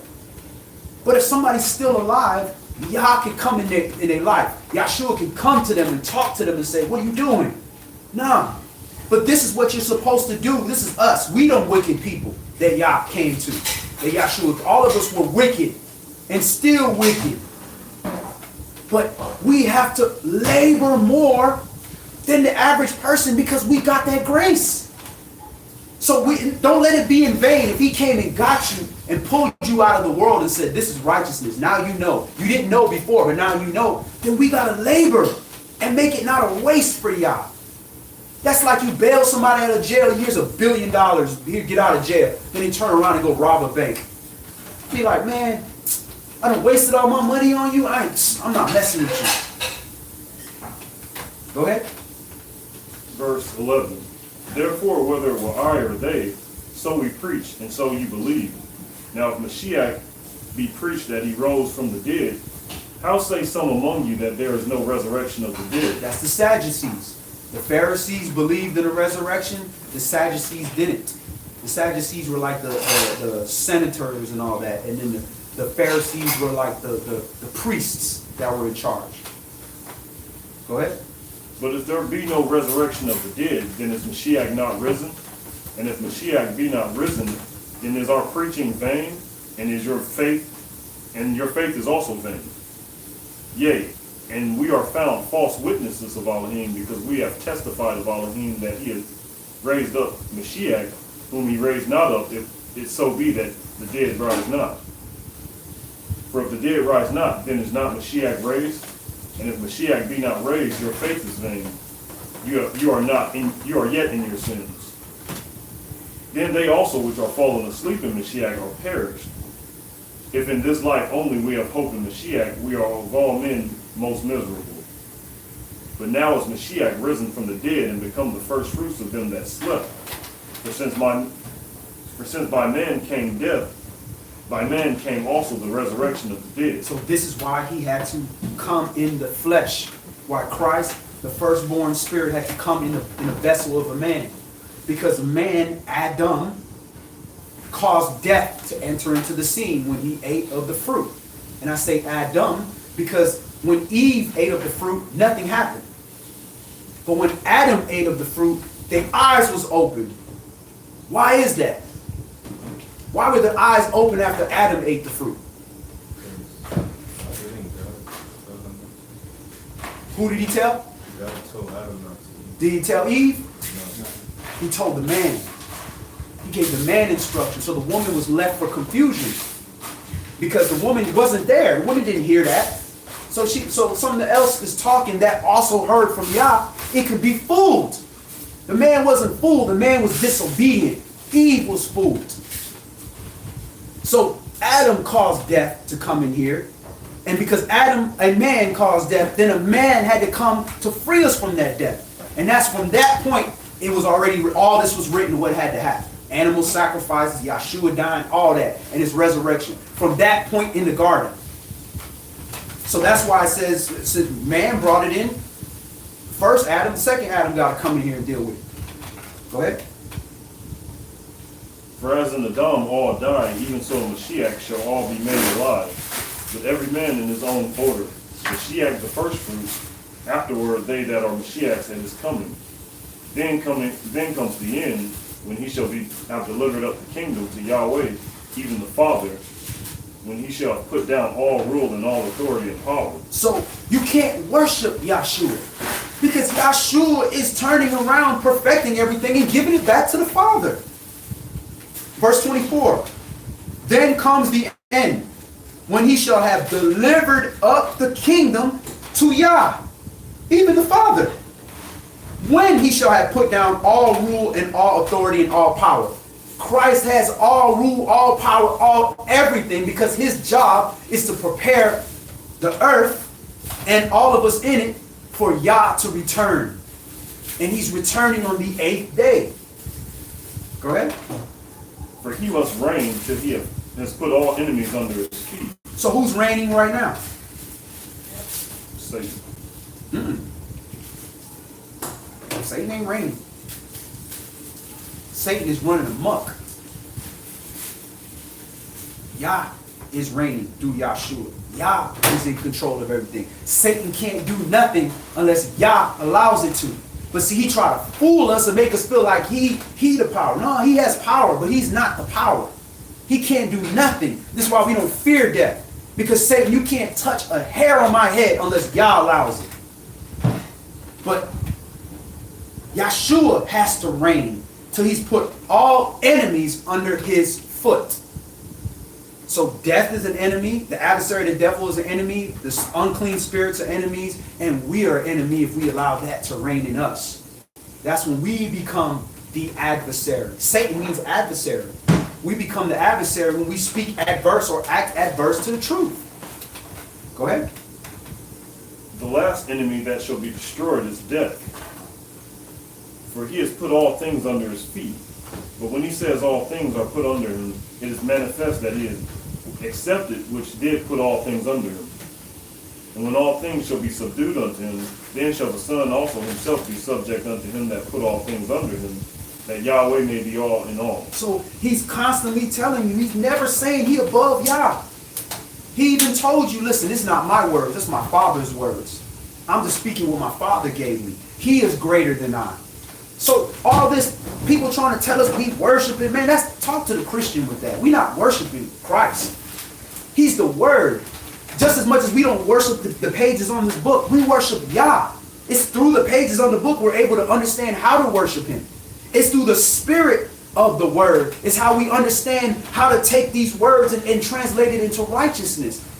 And that's what people don't understand when they're looking at Christ. They're looking at a man and thinking we worshiping a man. No, he's a man just like me or you. He was an example. We worship through the spirit that was in that man. That's what don't make us idol worship. When he said there is no Savior besides me, he was right. Because that word, John chapter 1 and verse 1, in the beginning was the Word was Elohim, and the Word was with Elohim. That's how there's no Savior but Yah. Go ahead. Else what shall they do which are baptized for the dead, if the dead rise not at all? Why are they baptized for the dead? And why stand we in jeopardy every hour? I protest by rejoicing which I have in the Mashiach, Yeshua, our master. I die daily. I die daily. That's what we supposed to be doing. We not perfect. We supposed to die to self daily. Every day, a new challenge that we take, whether it's lust, whether it's envy, whether it's anger, whether it's jealousy, whether it's greed, whether it's just lack of discipline, whether it's just ignorance, whatever it is, a little bit is supposed to die daily so that we don't have to die.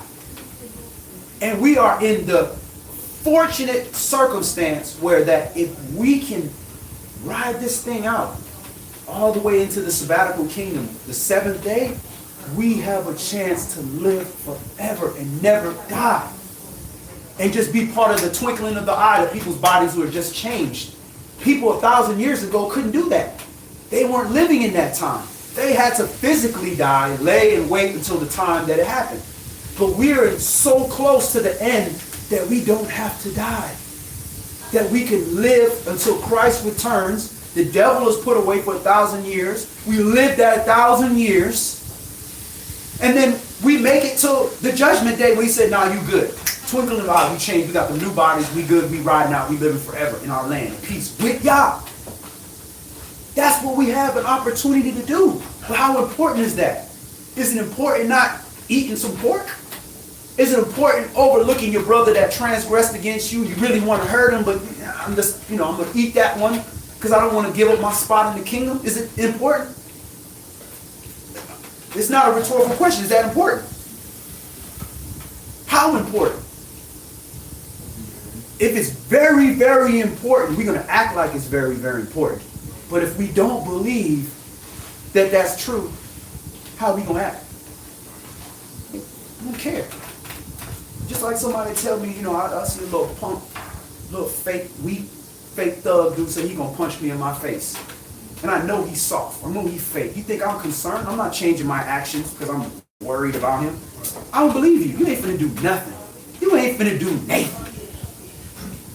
Just like when the subject of pork came along, and people used to be like, "Why you eat pork?" And then I'd be like, "I was raised on pork." That sounds crazy. You know what I'm saying? It sounds crazy. Now, but you know better. And now you believe where Yah said, I am holy, so you be holy. You ain't a trash can. You a sagulah, a treasure. So now that you know this, I believe that. Now, if you didn't believe that you was a treasure, how are you going to continue eating pork? Or you believe you a Gentile, I'm just going to eat pork. I don't care. So when we believe that this is ahead of us, then we start making changes. But by no means should you believe that it's like that. Now, I'm holy now all of a sudden. You're fooling yourself. It don't work that way. We didn't get this wicked overnight. It took constant desensitization of the media and society and constantly pleasing the flesh and doing all that to get to this point. So it's going to take us constantly enduring the flesh, enduring the fight to want to do something wicked and say, nah, I can't. Enduring the shame when we mess up. Oh, I messed up. Enduring the repentance process for us to get to that point. And even when we get to that point, we still not going to be perfect. We got to believe that Christ's going to speak up for us. But you ain't going to believe that if you know you ain't doing the right thing. You know you ain't even trying. You ain't going to believe that.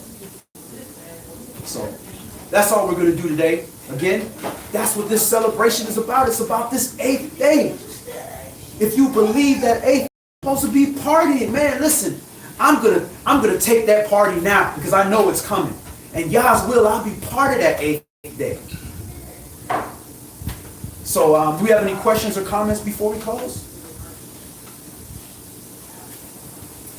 All right, I don't see anything online.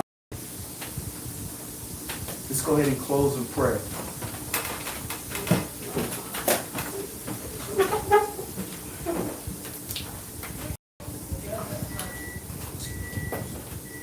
Girls, come on. Come on, girl.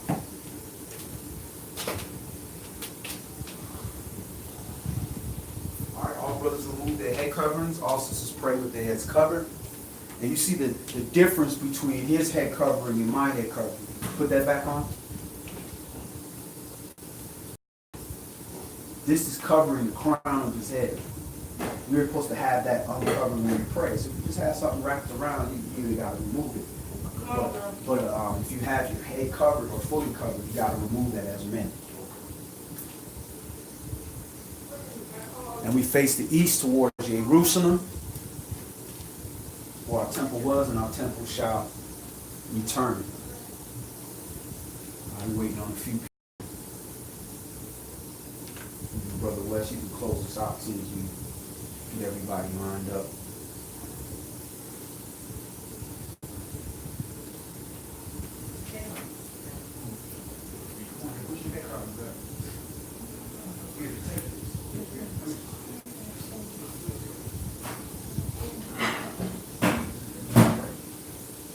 Let's go, girls. Come on, open everybody up.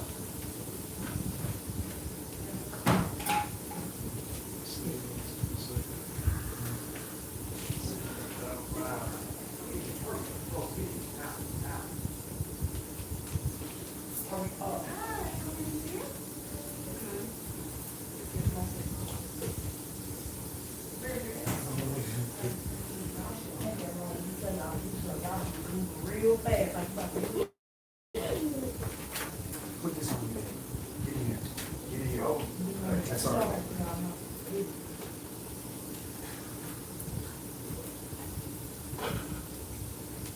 Come on.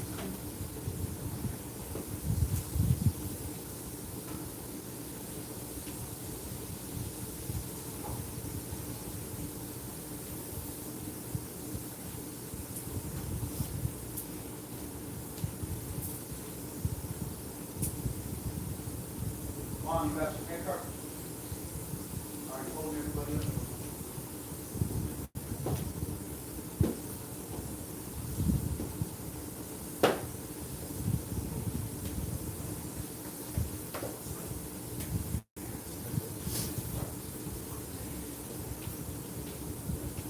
All right, Brother West, can you close us out in prayer, please?